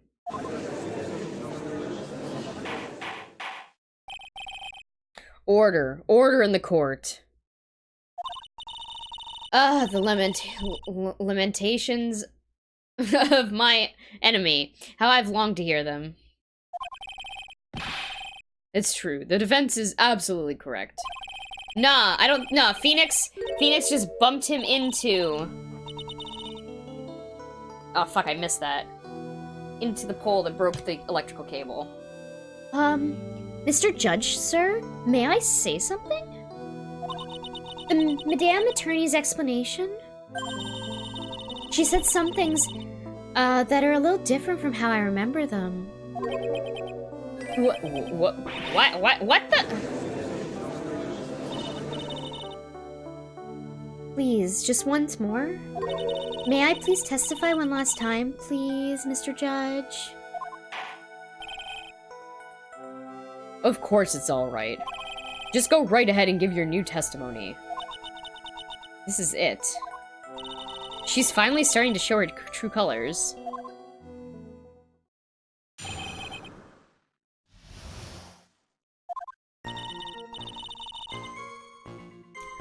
The truth is, Feeny pushed him twice. The first time was into the electrical pole. That's when the cable broke. And Dougie tried his best to run away from him. But Feeny caught up and crashed into him from behind. The cable snapping and Dougie being electrocuted, it all occurred in less than a minute. So after being shoved, the victim got up and tried to run away. And that is when the defendant pushed him for the second time. I'm so sorry, Feeny, but I just have to tell the truth. Am I doing the right thing? Am I, Mr. Judge? Of course you are, my dear. As painful as it may seem, you are. Now then, Miss Fay, you may proceed with your cross-examination.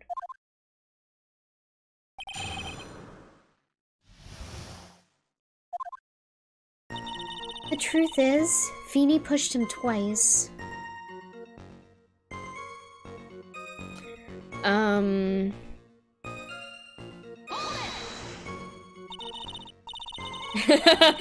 Now Dahlia throws Phoenix under the bus, yeah.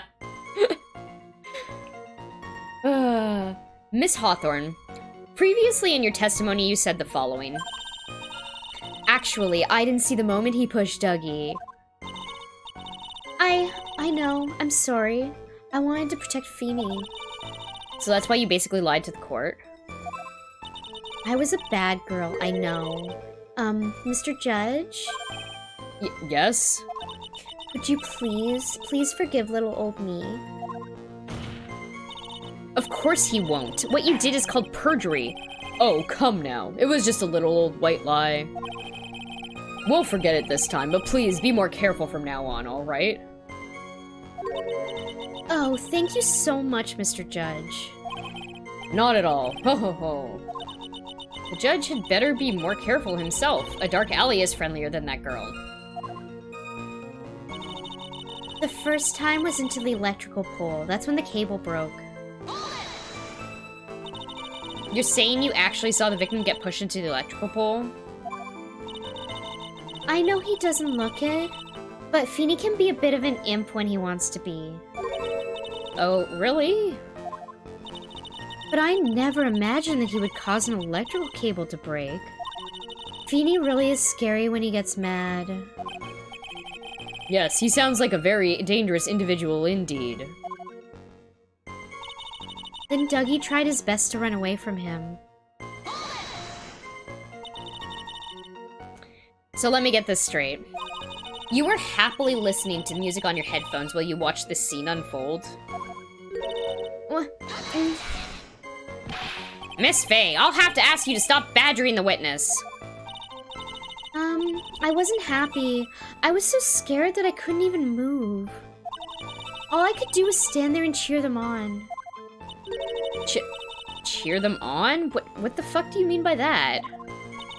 Well, I wish the best for them both, and that they would each give the fight their all.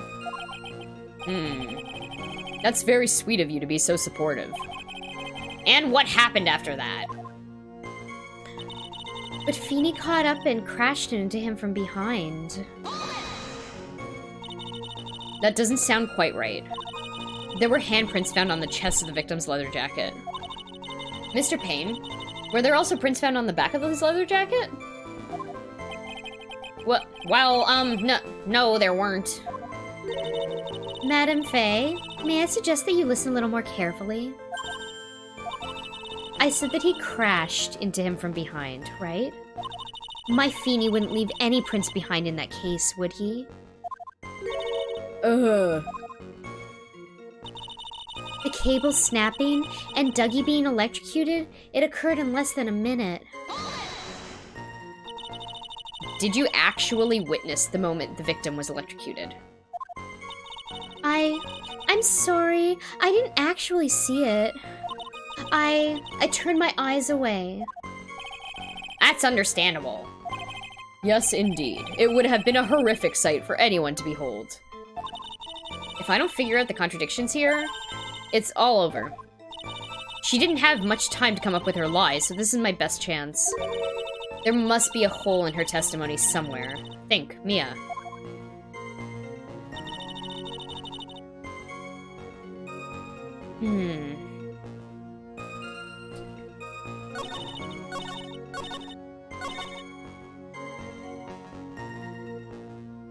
It's a time puzzle!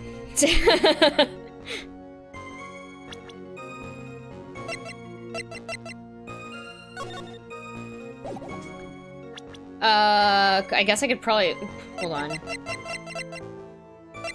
I guess it doesn't matter. I'm gonna try this one. Because it didn't occur in less than a minute. There was like a 5-minute fucking gap there.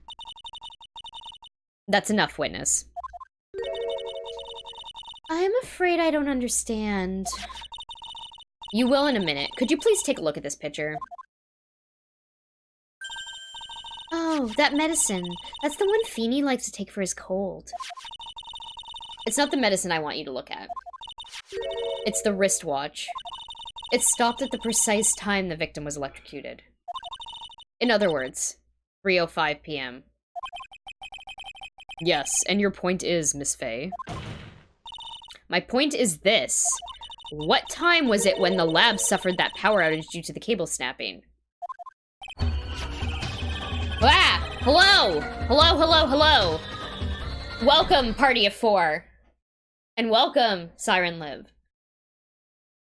We're playing Ace Attorney 3. Well, according to the student's testimony, the answer is clear. It was 2:55 p.m. Ah! Would you care to explain to the court, Miss Dahlia Hawthorne? Hentai for 4 people. There will definitely be hentai later on in this game. Like, I'm pretty sure, right? There's gotta be. This game is horny as hell.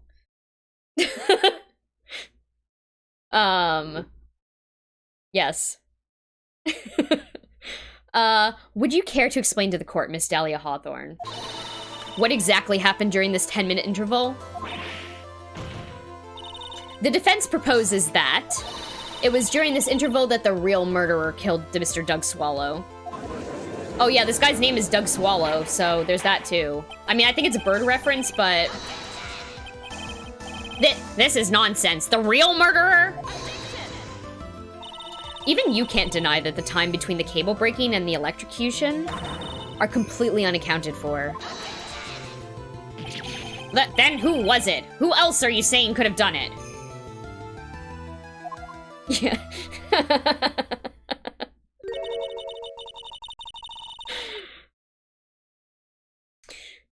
There's only one person who could have murdered Mr. Swallow. Only after my client had left the scene. Was there a window of opportunity for the real killer? Miss Faye, is the defense ready to indict someone as the real killer? It's finally time. This is the moment I've been waiting for. Yes, Your Honor, we are ready. Very well. Indict, okay, thank you.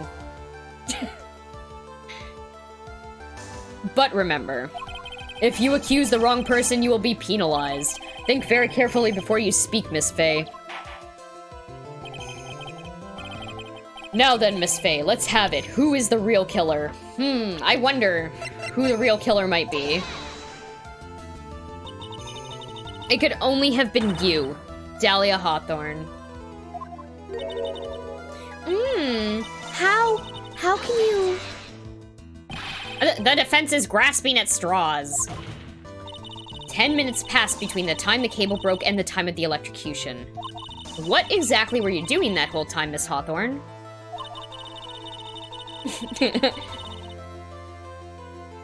Were you really listening to some music while cheering them both on as they fought? I find it hard to believe that you didn't lift a finger to stop the men dearest to you.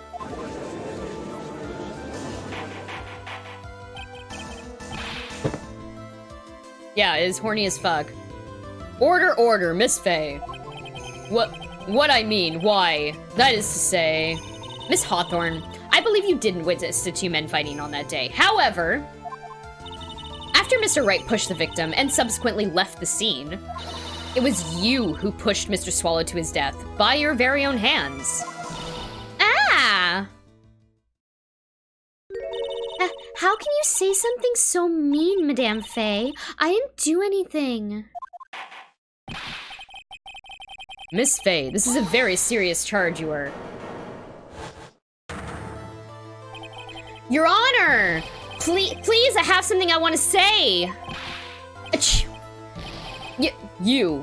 What is it? Please strike everything the defense said just now from the record. What the... Are you daft? You're totally wrong, Miss Faye. Dolly, she couldn't do something like that.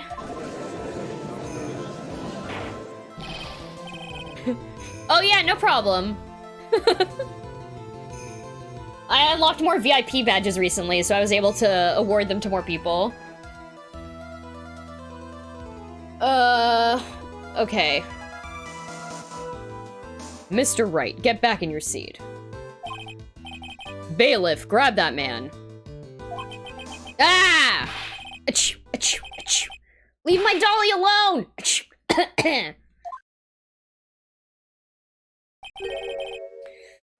That boy. He's gotten himself way over his head.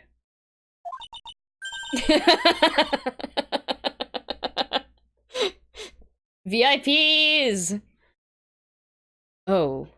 Mr. Grossberg, you're back. It seems like I've arrived just in the nick of time. I found the police report on that incident in your newspaper clipping. Added to the court record. I should probably read that, right? Like...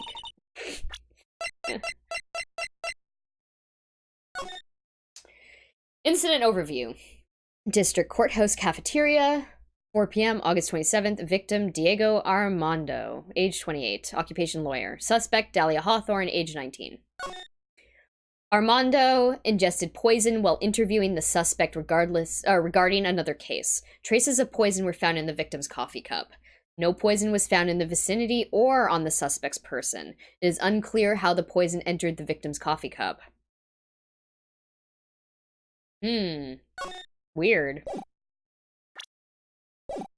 Thank you so much. This is exactly what I was hoping for. You'd better take a good look at it. It, details how you came to lose your boyfriend. That was an important plot point. That was just a throwaway. So I'm pointing it out. Now then, the defense has made a very serious accusation. Mr. Payne, what do you have to say about this? Well, really, Your Honor, Siren Live. That was not the kind of plot I was looking for. Yeah, I know, right? May I interrupt you for just a moment, Mr. Prosecutor? Ah, don't you worry. My dear, I have this situation well in hand. Go right ahead. Madame Faye, are you seriously accusing me of killing my sweet Dougie? Yes, I am. Not only am I saying you murdered Doug Swallow, but you also tried to pin this whole thing on your current lover, Phoenix Wright. I told you that you should let me handle this. Sorry. Please go ahead. How can you say that? I'm absolutely devoted to my dear Feeny. The notion that I would try to frame him is ludicrous. This is all just too much for poor little me to bear. I believe the girl is trying to ask what on earth her motive would be. Doug made her swallow. Oh, God. The answer to that lies somewhere in this police report, it must. 8 months ago, an incident occurred in the basement cafeteria of this building. And then, that same day, the two of them accidentally meet. Your Honor, the defense requests further testimony from Miss Dahlia Hawthorne. But further testimony? What about? About the events of the day when she first met the defendant, Mr. Phoenix Wright. What could that possibly have to do with this case? The witness claims that she has no reason to frame the defendant. Am I correct? Well, I have evidence that suggests that she, in fact, had a very good reason. Very well then. The court grants the defense's request. Young lady, would you mind staying on for just a bit longer? Of course not, Mr. Judge. Get ready for the battle of your life, Dahlia Hawthorne. Here we go.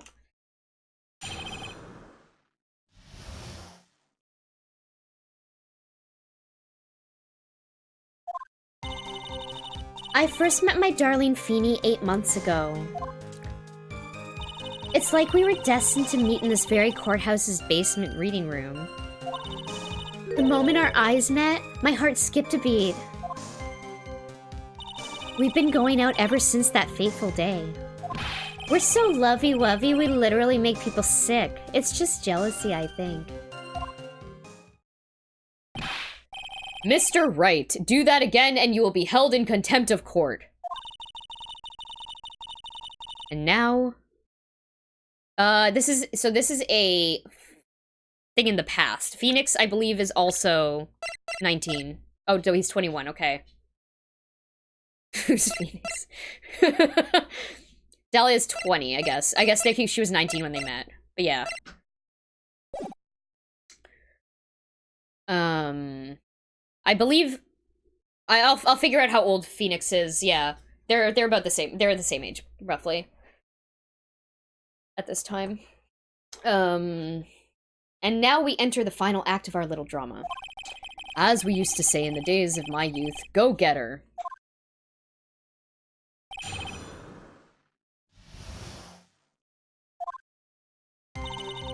I first met my darling Feeny 8 months ago. So, until that time you had been dating Doug Swallow? Yes, I'm a real fool, I know. Letting my emotions change so quickly, I'm ashamed of myself. No, not at all. Look at me, I'm infamous for changing my mind. My critics even have taken to calling me Judge Fickle. Ho ho ho. Maybe you should look for a different line of work. Mega Man time, okay. Well, I still have a bit to go, but I will host you, or I will raid you after when I finish this part. Despite that, however, he always hands down the correct verdict. That's why some people also call him the Great Judgini. It's a terrible fucking name. It's like we were destined to meet in this very courthouse's basement reading room. The courthouse reading room? That's a strange place to meet the love of your life. Yeah, her fucking hair is like A+.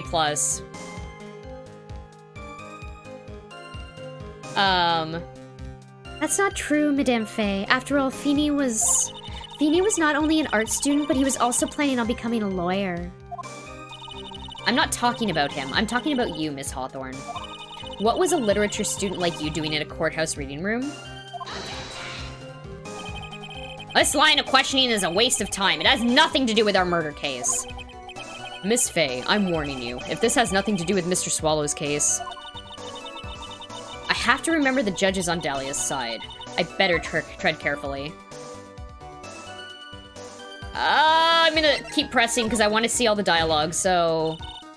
Your Honor, if you'll allow me some latitude, I think I can establish relevance. Please ask her to continue on with her testimony. Very well. Young lady, I've got a simple question for you. What were you doing downstairs in the courthouse reading room? If it pleases Your Honor, the answer is simply this. I had come to this courthouse to do some research for a paper I was writing.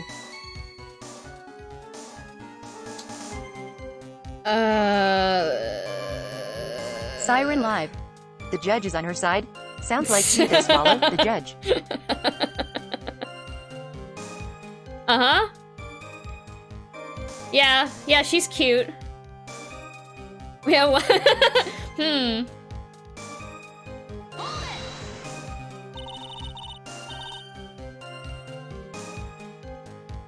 you were writing a paper on what?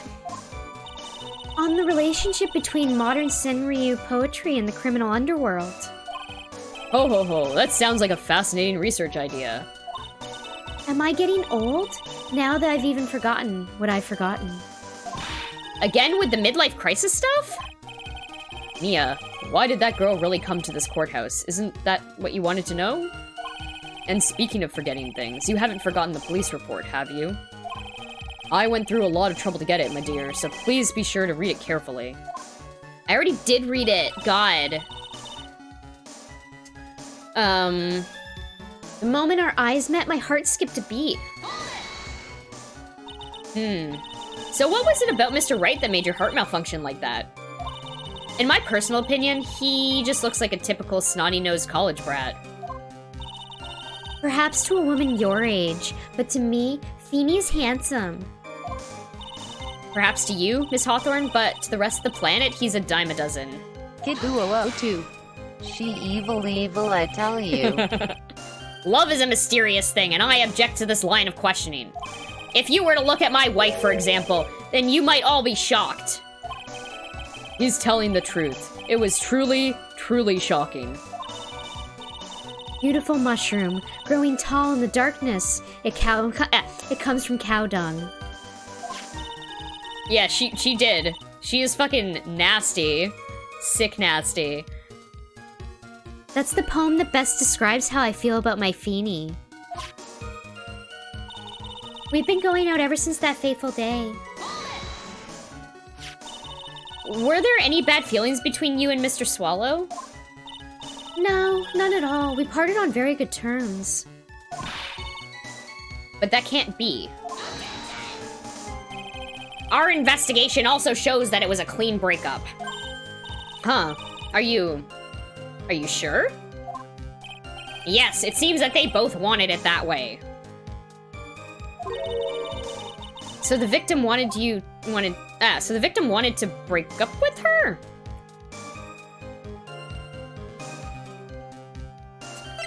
I don't want to get penalized. I'm gonna say no. What did the victim think of Dahlia Hawthorne? Well, I guess I don't have to think about that now. Wait.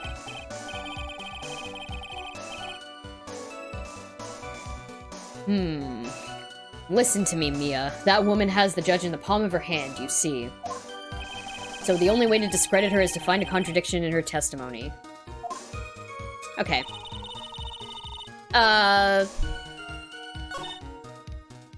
Dude, I had to come to this courthouse to do research for a paper I was writing. Okay, so that's a fucking lie. Siren Live. Sounds like that woman enjoys being penalized.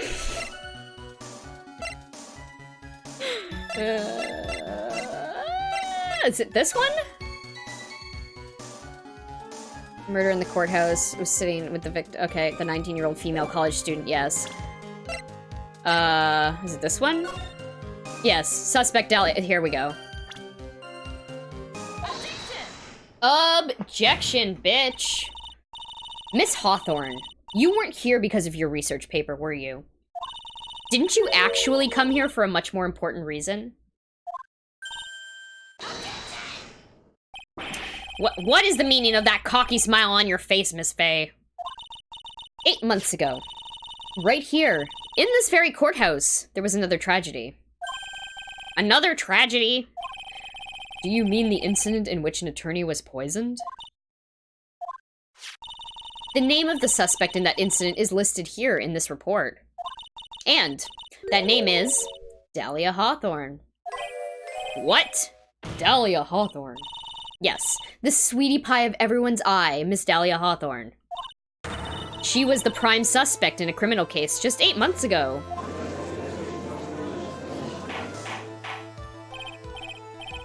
Order, order, order. This is unbelievable.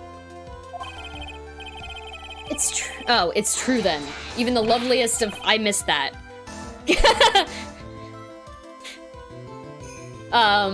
Miss Faye, that's not fair. You can't slander my witness with an unrelated case. I, Winston Payne, will not allow it. Mr. Prosecutor, I believe I was speaking. Pardon me. Go right ahead. It's true that about 8 months ago, the police expressed some interest in me. Expressed some interest, huh?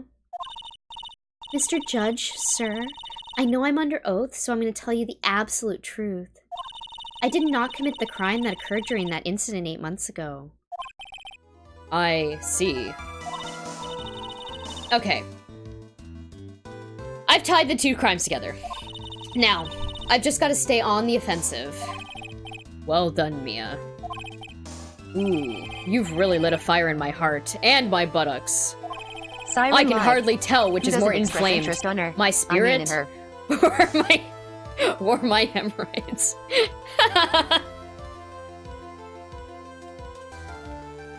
Fucking Grossberg.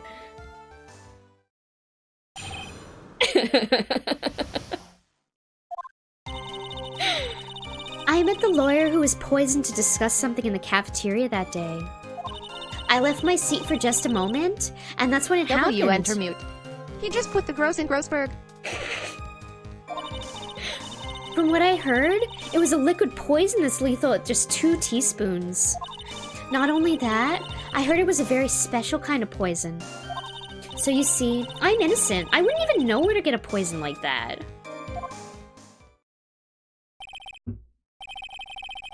So that's what happened here 8 months ago. However, as you've heard from the witness's testimony, she had nothing to do with it. I think the defense is just about out of tricks. I'm terribly sorry, Mr. Payne. But I'm afraid the defense has many more tricks up its sleeve today. And I'll be sure to show them to you before the end of this cross-examination. Why does the defense suddenly feel stronger? Aha, Mia, you're glowing with a true lawyer's aura, my dear. That proud posture and self-confidence, absolutely smashing.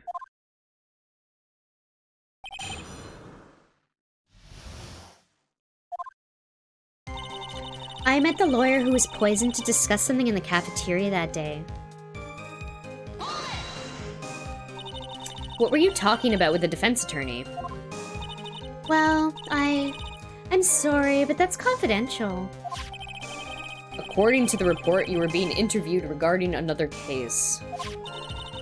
The lawyer that was killed. He said he wanted to talk about an incident I was caught up in when I was younger. Why don't you tell us all what that incident was?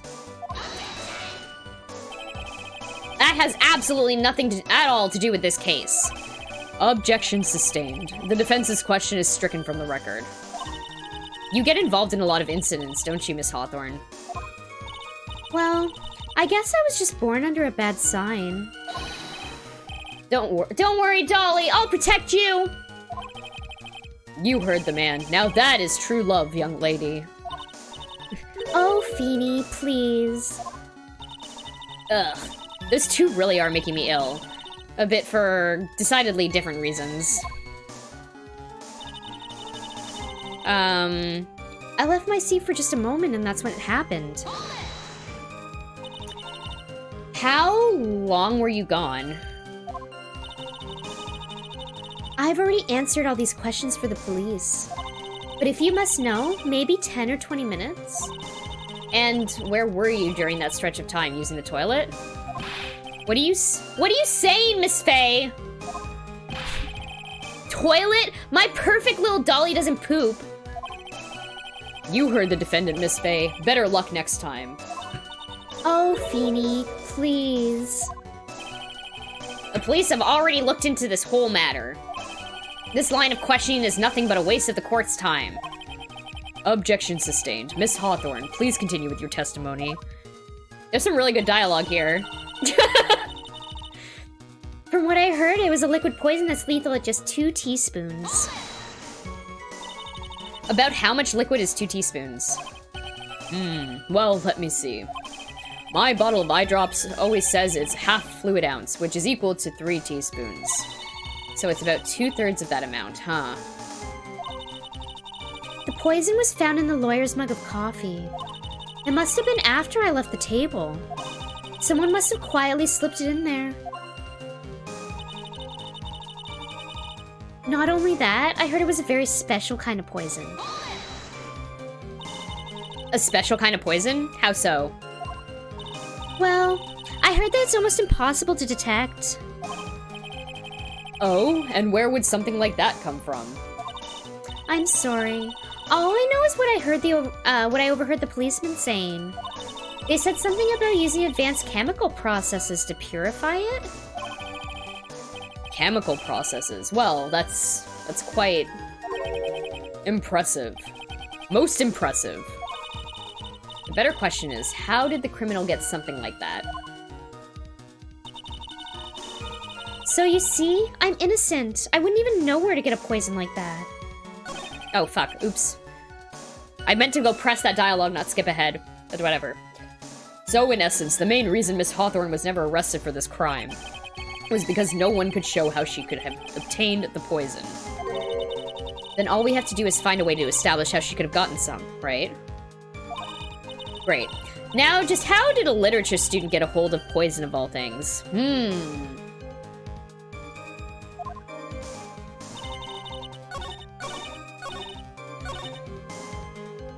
So you see, I'm innocent. I wouldn't even know where to get a poison like that. And that's the reason they didn't arrest you? Because no one could show how you could have gotten the poison? I think that's a good enough reason, Madame Faye. She's right, and I think we've all had enough of Miss Faye's questions.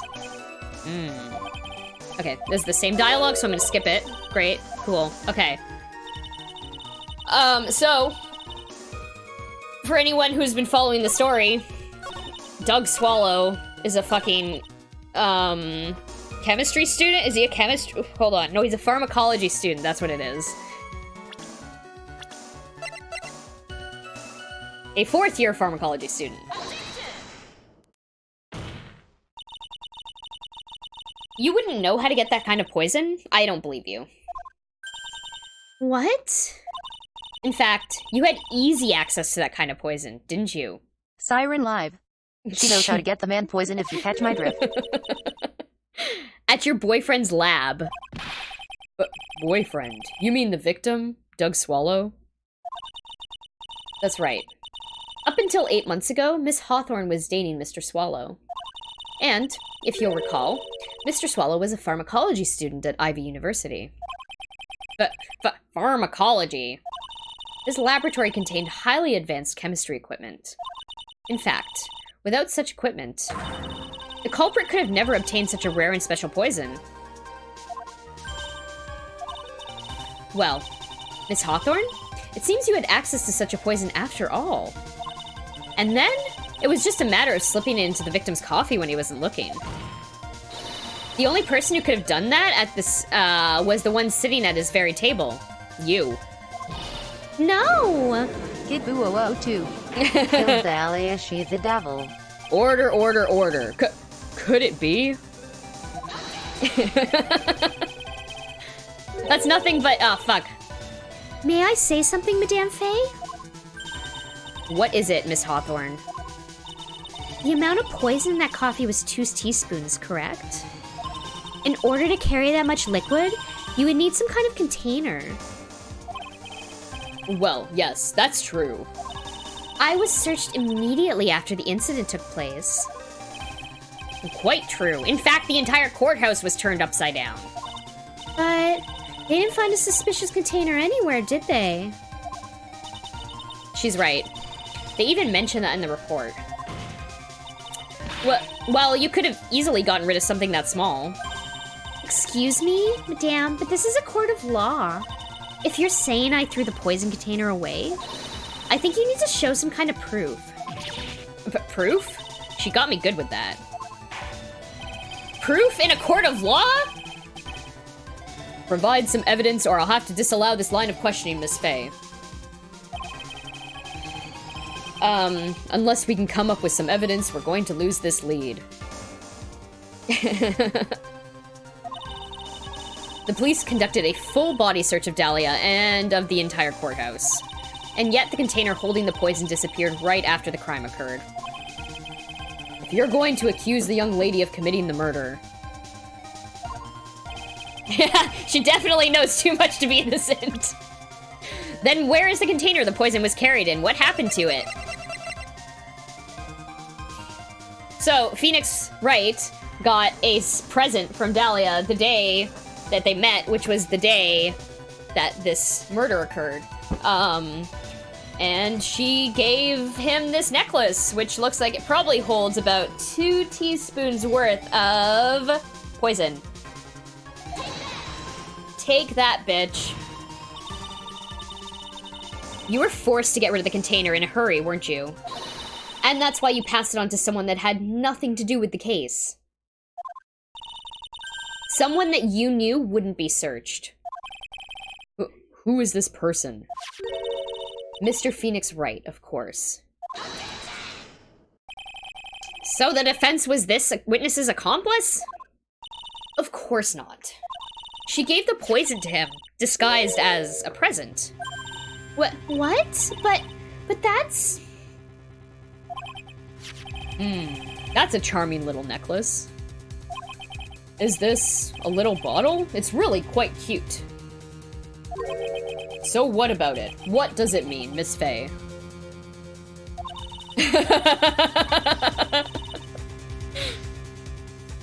The day that the witness met and fell for Mr. Phoenix Wright was 8 months ago. August 27th, the very same day as the poisoning incident. Under the pretense of love, the witness gave my client a present.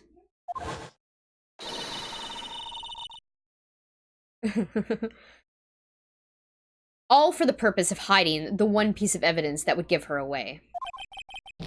What? Are you saying there's a deadly poison in here? No. There's no longer any poison in that bottle. However, I'm certain that the crime lab were to analyze it, they would find a trace amount. Yeah, so this is actually, like, the first case in this game. This is the third game in the trilogy, but it's the first case in the game. So it's all, like, super, like, obvious as to what's going on, I guess. I don't know. It's like a much easier case than the rest of them. No! Ah. Order in the court. On behalf of Dolly, I object! Mr. Wright, control yourself. I won't let you bully her like this. Mr. Wright, I thought I told you to stay in your seat. Mr. Wright. Why? Of course not. Yeah, none of this is how actual law works. In the land of Japanifornia. Why are you going through so much trouble to protect her? Why? But because I'm madly in love with her.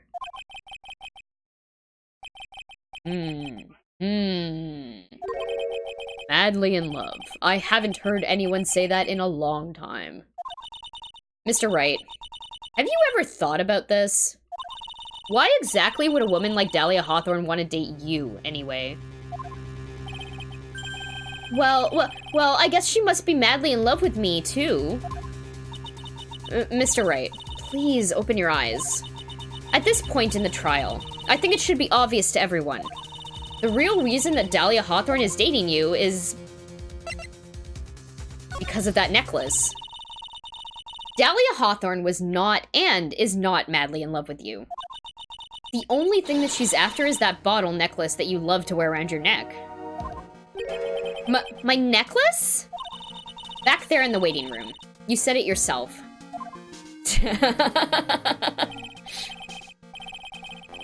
Yeah, but she's so shy. Every time I see her, she always says the same thing to me. Please give it back now. What a strange girl, asking for a present back like that. For Dahlia Hawthorne, that necklace is irrefutable evidence of her crime. That's why she absolutely had to get it back. Yeah, you're lying! Yeah, so she can poison others. But you never gave it back to her. And to make things worse for her, you insisted on showing it to everyone you met. That's why she... I don't believe you.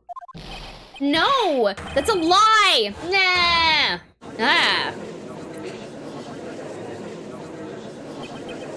Mia! Are you alright? Ah! The defendant! He's getting away! Bailiff! Hurry! After him! Mia! Mia, are you alright? Oh, sorry, wrong voice. Yeah, I think so. That boy, he went completely insane. Where's Mr. Wright? It looks like the bailiff caught him, so he should be back soon enough. Thank goodness. Oh, wait, no! What is it? The bottle necklace! Miss Hawthorne's present. It's gone. What? That's terrible. Mr. Wright must have grabbed it when he slammed into me. Foolish boy. That's the only thing that could have saved him. What in blazes are we supposed to do now?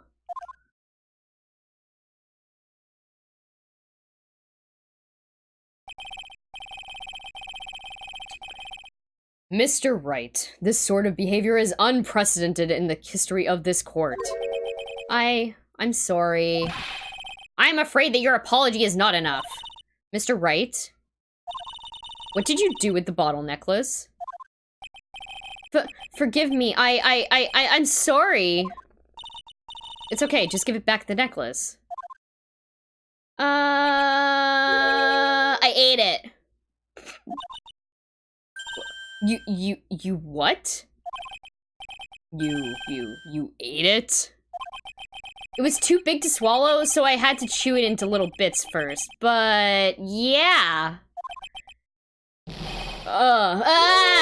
What the fuck? What is he doing now? Your Honor, you've got to stop the trial.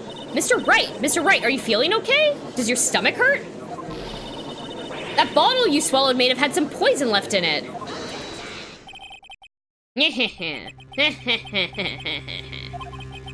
It seems the defendant has proven the prosecution's case for us.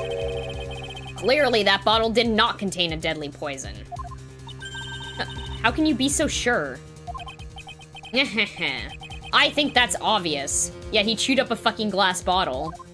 Phoenix Wright, you idiot. As you can see, the defendant is still very much alive. As for the poison, more like a fledgling defense attorney's overactive imagination. So it would seem. No! There must be some mistake. The bottle must not have had any poison left in it. Either that or the poison must have lost its potency. There. It's all right, rookie. Trusting your client is the most noble thing a defense attorney can do. And it's heartwarming to see that you place this much faith in Mr. Wright. But that's not how it is for us on the prosecution side, too. But that's how it is for us on the prosecution side, too. For example, I would trust the witness, Miss Hawthorne, with my very life. Which is why I can state that your assessment of her is completely wrong. That's enough. Unfortunately, Miss Faye, I cannot accept your explanation of the events. Yeah. It wouldn't be enough to kill him. Yeah, but it's unfortunate because they can't, like, swab the bottle to be like, hey, there was poison in here at some point, because he fucking ate the glass bottle. But why? This may be impossible for a beginner like you to understand, but in a court of law, evidence is everything.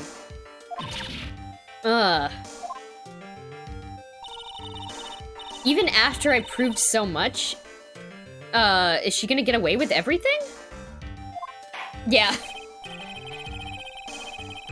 Well, now that the suspicion surrounding Miss Hawthorne has been cleared up, I would like to proceed with the trial.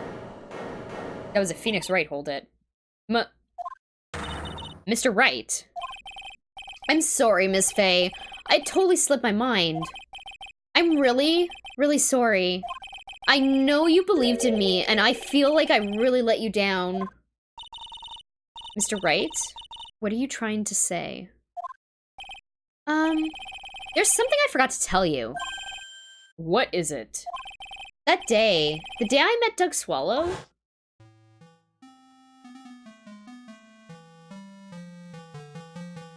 that girl, you shouldn't see her anymore. Hey, it's none of your business. I'm telling you for your sake. If you continue to see her, it's going to be bad news. You're lying. Just listen to me. There's something you need to know about that girl. Last night, someone stole some poison from our lab. Poison? The same thing happened 8 months ago. A drug sample was stolen. She came to the lab that time, too. It could only have been her. That girl is a thief. Stop it! Don't talk about her like that!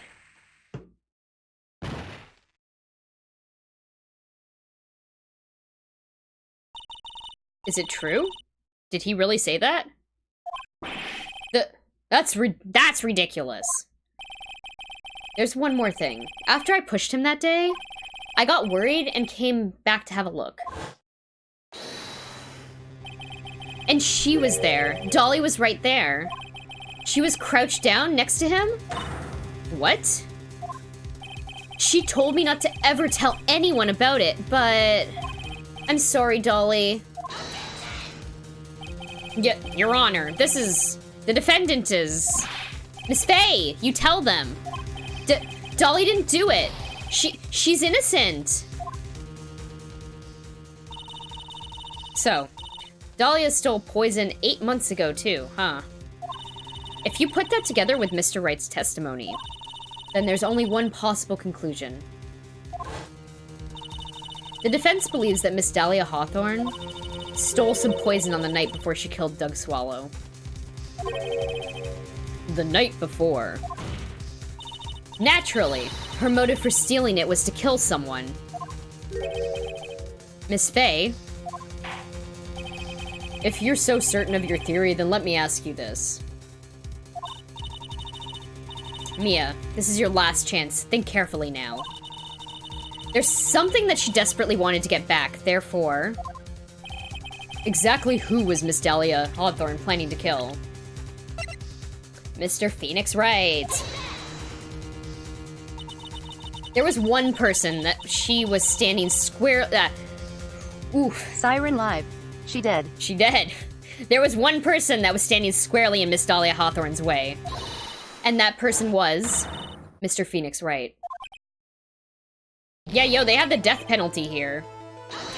Me? That's preposterous. After all, it was Doug Swallow that was murdered. Well, it's true that how things worked out. But let's remember that Mr. Swallow died of electrocution, not poison. The person that Miss Hawthorne was planning to poison was, in fact, you, Phoenix Wright.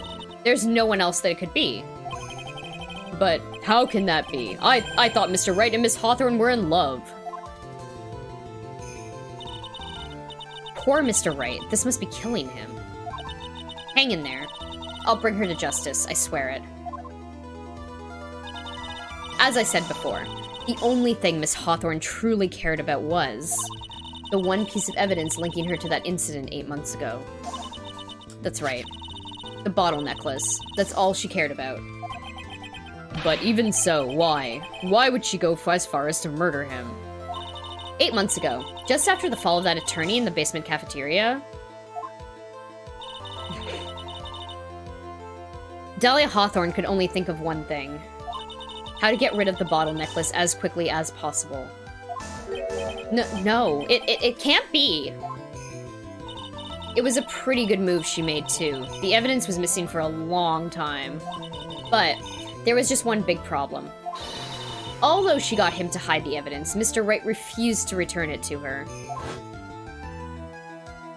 To him, the tiny little bottle was a cherished treasure. He even showed it to everyone he met. You mean, that's why she tried to kill Mr. Wright? Correct, Your Honor. It was to retrieve that piece of evidence. That can't be true! Beanie, what a joke you are.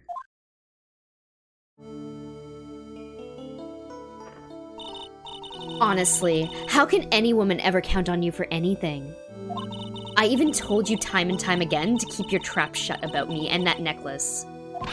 You disgust me. Miss Hawthorne.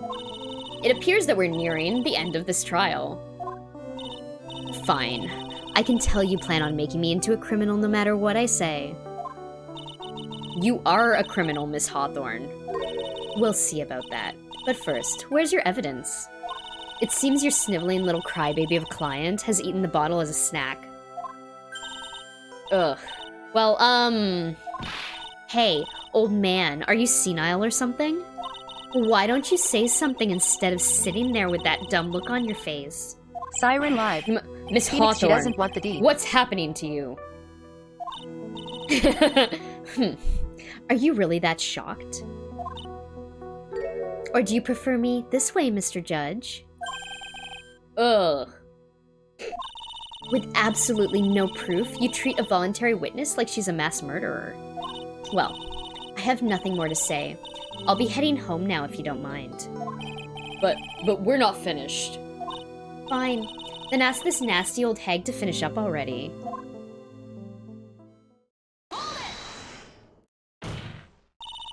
I can't let her get away with this time.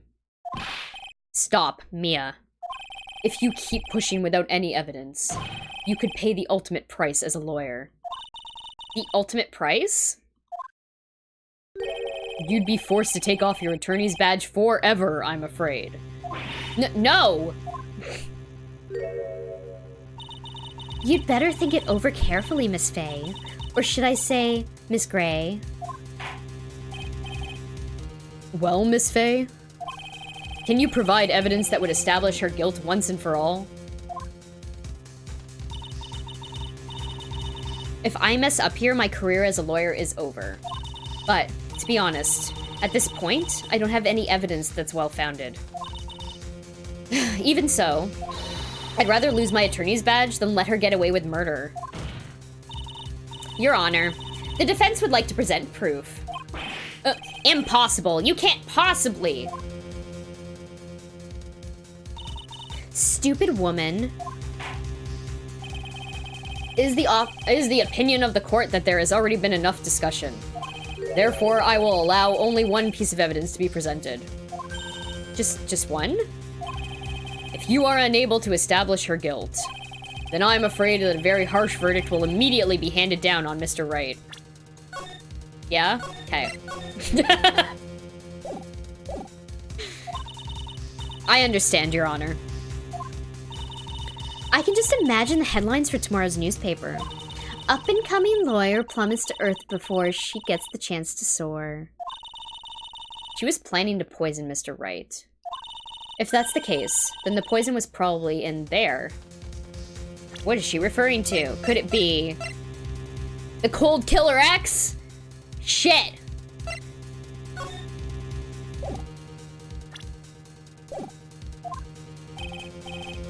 Well then, Miss Faye, please present your evidence. Show to this court irrefutable proof that Miss Hawthorne was planning to poison Mr. Wright.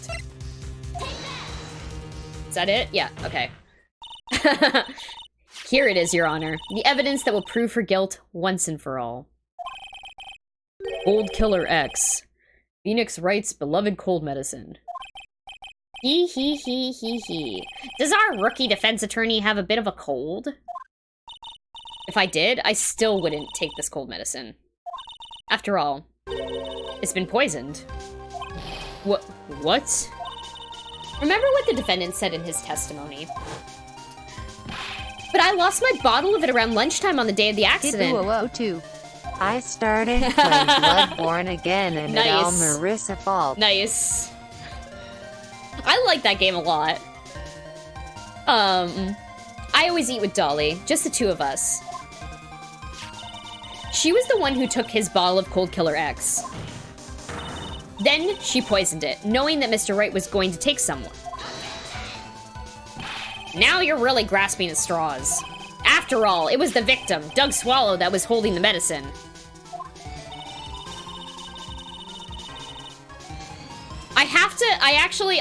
I saw Great Newtons play Bloodstained. It looks really good. But I'm not, like, the only, like, I know it's not a Castlevania game, but it is, like, in the same style.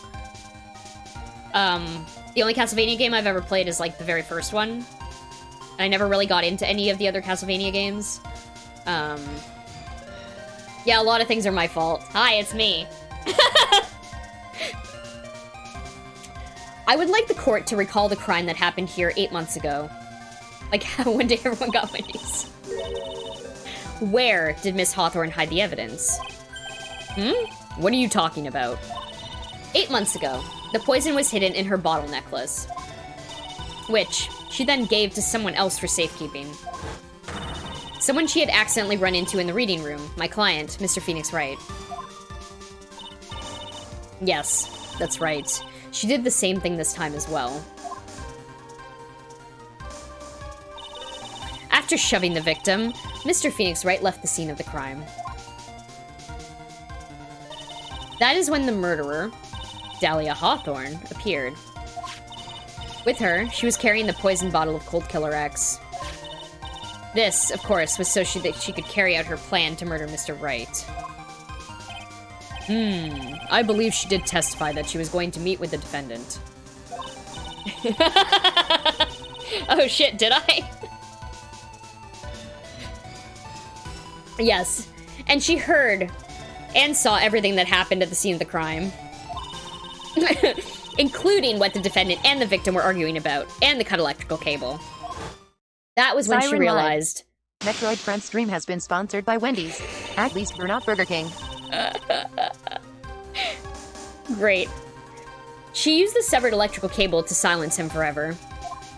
I hate Burger King, actually. The only thing that I like at Burger King is their milkshakes. Unfortunately for her, this is where the problem occurred. Mr. Wright, who she thought had left the scene, came back to check on the victim. And, on top of that, because of the power outage, some of the students showed up as well. I don't know if I've ever had their onion rings. Actually, no, I must have. I like... yes, definitely. The Burger King mascot is creepy as fuck. For fast food onion rings, I really like A&W, but I'm in Canada, so it's Canadian A&W, which is very different from every other A&W, I think.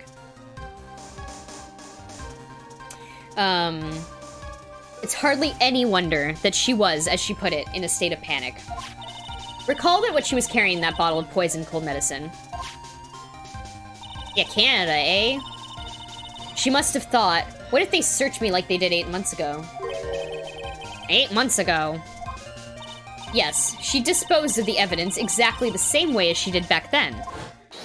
She had someone else hold it. In this case, Doug Swallow.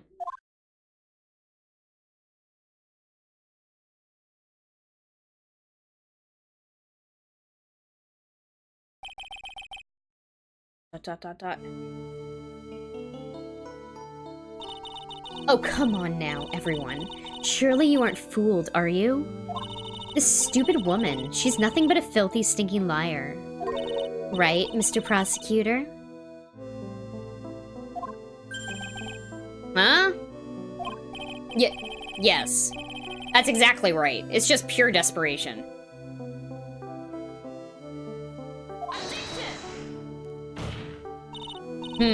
I wonder which one of us is the desperate one? So, Miss Hawthorne. This cold medicine. I wonder if you wouldn't mind taking some. Well, Mr. Wright ate that necklace of yours, right? Now it's your turn to prove your innocence. What do you say? If I'm just a filthy, stinking liar, then there's no need to worry. So come on, show us. I dare you to take some of this medicine right now. Mia Fey! Mia Fey! Do you think you've won? Well, do you, Miss Mia Fey? That's just fine. For the time being? Victory is yours. For the time being? Well, I have a very long memory, you know. You and I will meet again. I'm certain of it. Well then, Mr. Judge, I'll see you later too, okay? Huh? Why, yes? I'm gonna go spend a little quality time with the men in blue now. I wish you all the best.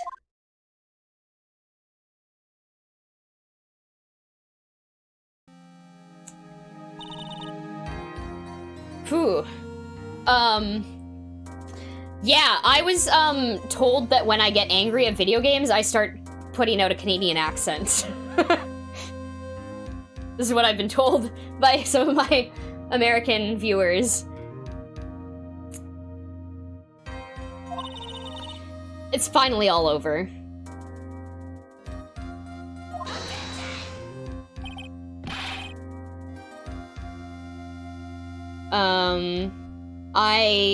I refuse to accept this.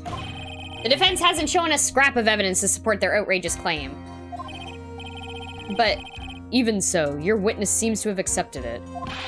I don't care. I'm Winston Payne. And I don't believe one word this rookie lawyer has said. Well, then, Mr. Payne, let me ask you this. Yes? Would you care to try this cold medicine? What? Just a little earlier, I could have sworn you said, There, it's all right, rookie. For example, I would trust the witness, Miss Hawthorne, with my very life. So, if she's so trustworthy, then I'm sure there couldn't possibly be any poison in here, right? You see, yes? And here comes the backpedal. Come on now, rookie killer. Show this rookie how it's done. How much trust do you really have for this woman? Are you willing to bet your life? Ah,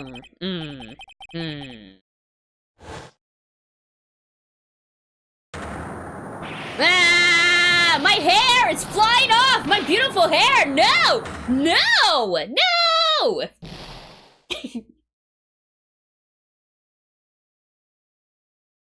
That's what's up with his hair. Yeah, this is Mia's second case. Ever. Mr. Payne. About Miss Dahlia Hawthorne. Yes, Your Honor? I'll file papers for immediate arrest. Tragic, but not surprising. I knew there was something suspicious about her from the very beginning. Don't lie, just admit you were wrong. By the way, Miss Faye. Yes, Your Honor? Was it just me, or did you and Miss Dahlia Hawthorne seem to know each other? Your Honor, whether we did or not has no bearing on this case. Very well. Mr. Payne. This can't be happening. It's a nightmare. It's like losing to my daughter. It appears Mr. Payne has lost his spirit along with his hair. Does the defendant have anything further to say? Yeah, it can't be true. My dear Dolly. Achoo, achoo, achoo. Very well then. I believe I am ready to pass judgment and bring this trial to an end. The court finds the defendant, Phoenix Wright, not guilty. Woo! Congratulations. This court is adjourned. Whew.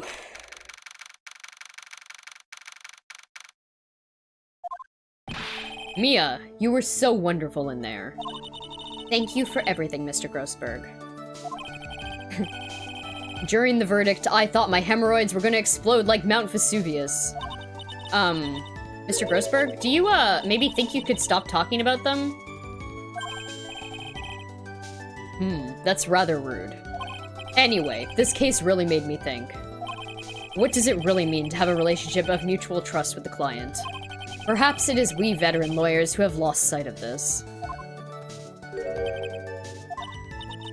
Oh, Mr. Wright, congratulations. Thanks. You know, I was thinking... Go on. The Dolly I saw up there on the witness stand? I don't think that was really her. What?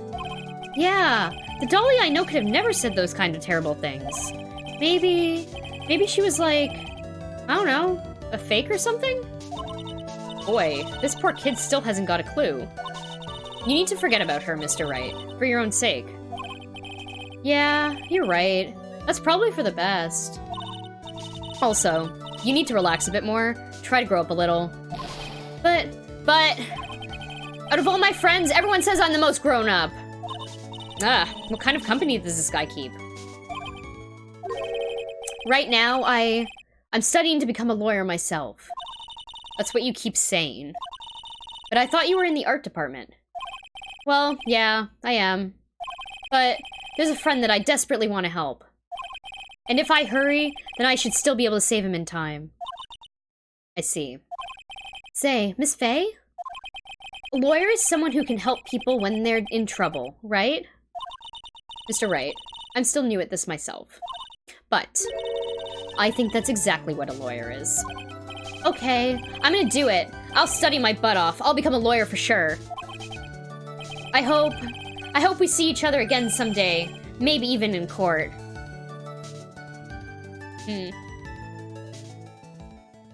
Cute. His good friends, you know, like Larry Butts.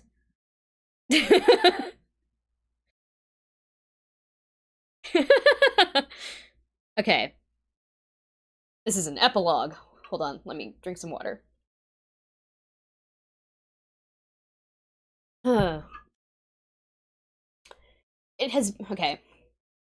I have to stop making Phoenix sound like a child. It's been 5 years since I was acquitted of all charges. I became a lawyer like I planned, and managed to save my friend. But Mia has passed on to a better place. For me, this trial brings up a lot of painful memories. Oh yeah, for anyone who doesn't know, Mia's dead.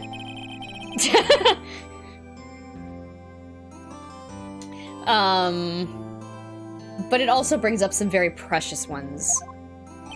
And memories that I thought I would never rise to the surface again. Mia is gone now. I mean, it was spoiled in the first game. It's literally the first thing that happens in this game.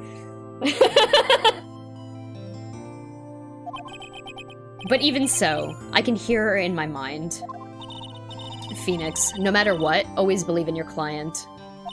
In a court of law, your greatest weapon is your belief. 5 long years. Something has happened that's made me think back to her words of wisdom. But that is a story for another day.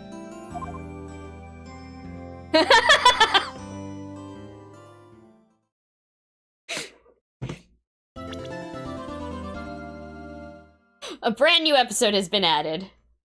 You can't prove I saw the first game.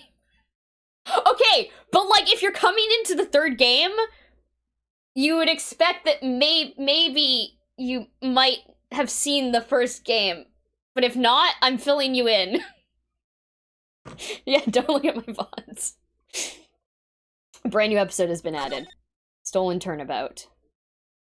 Save.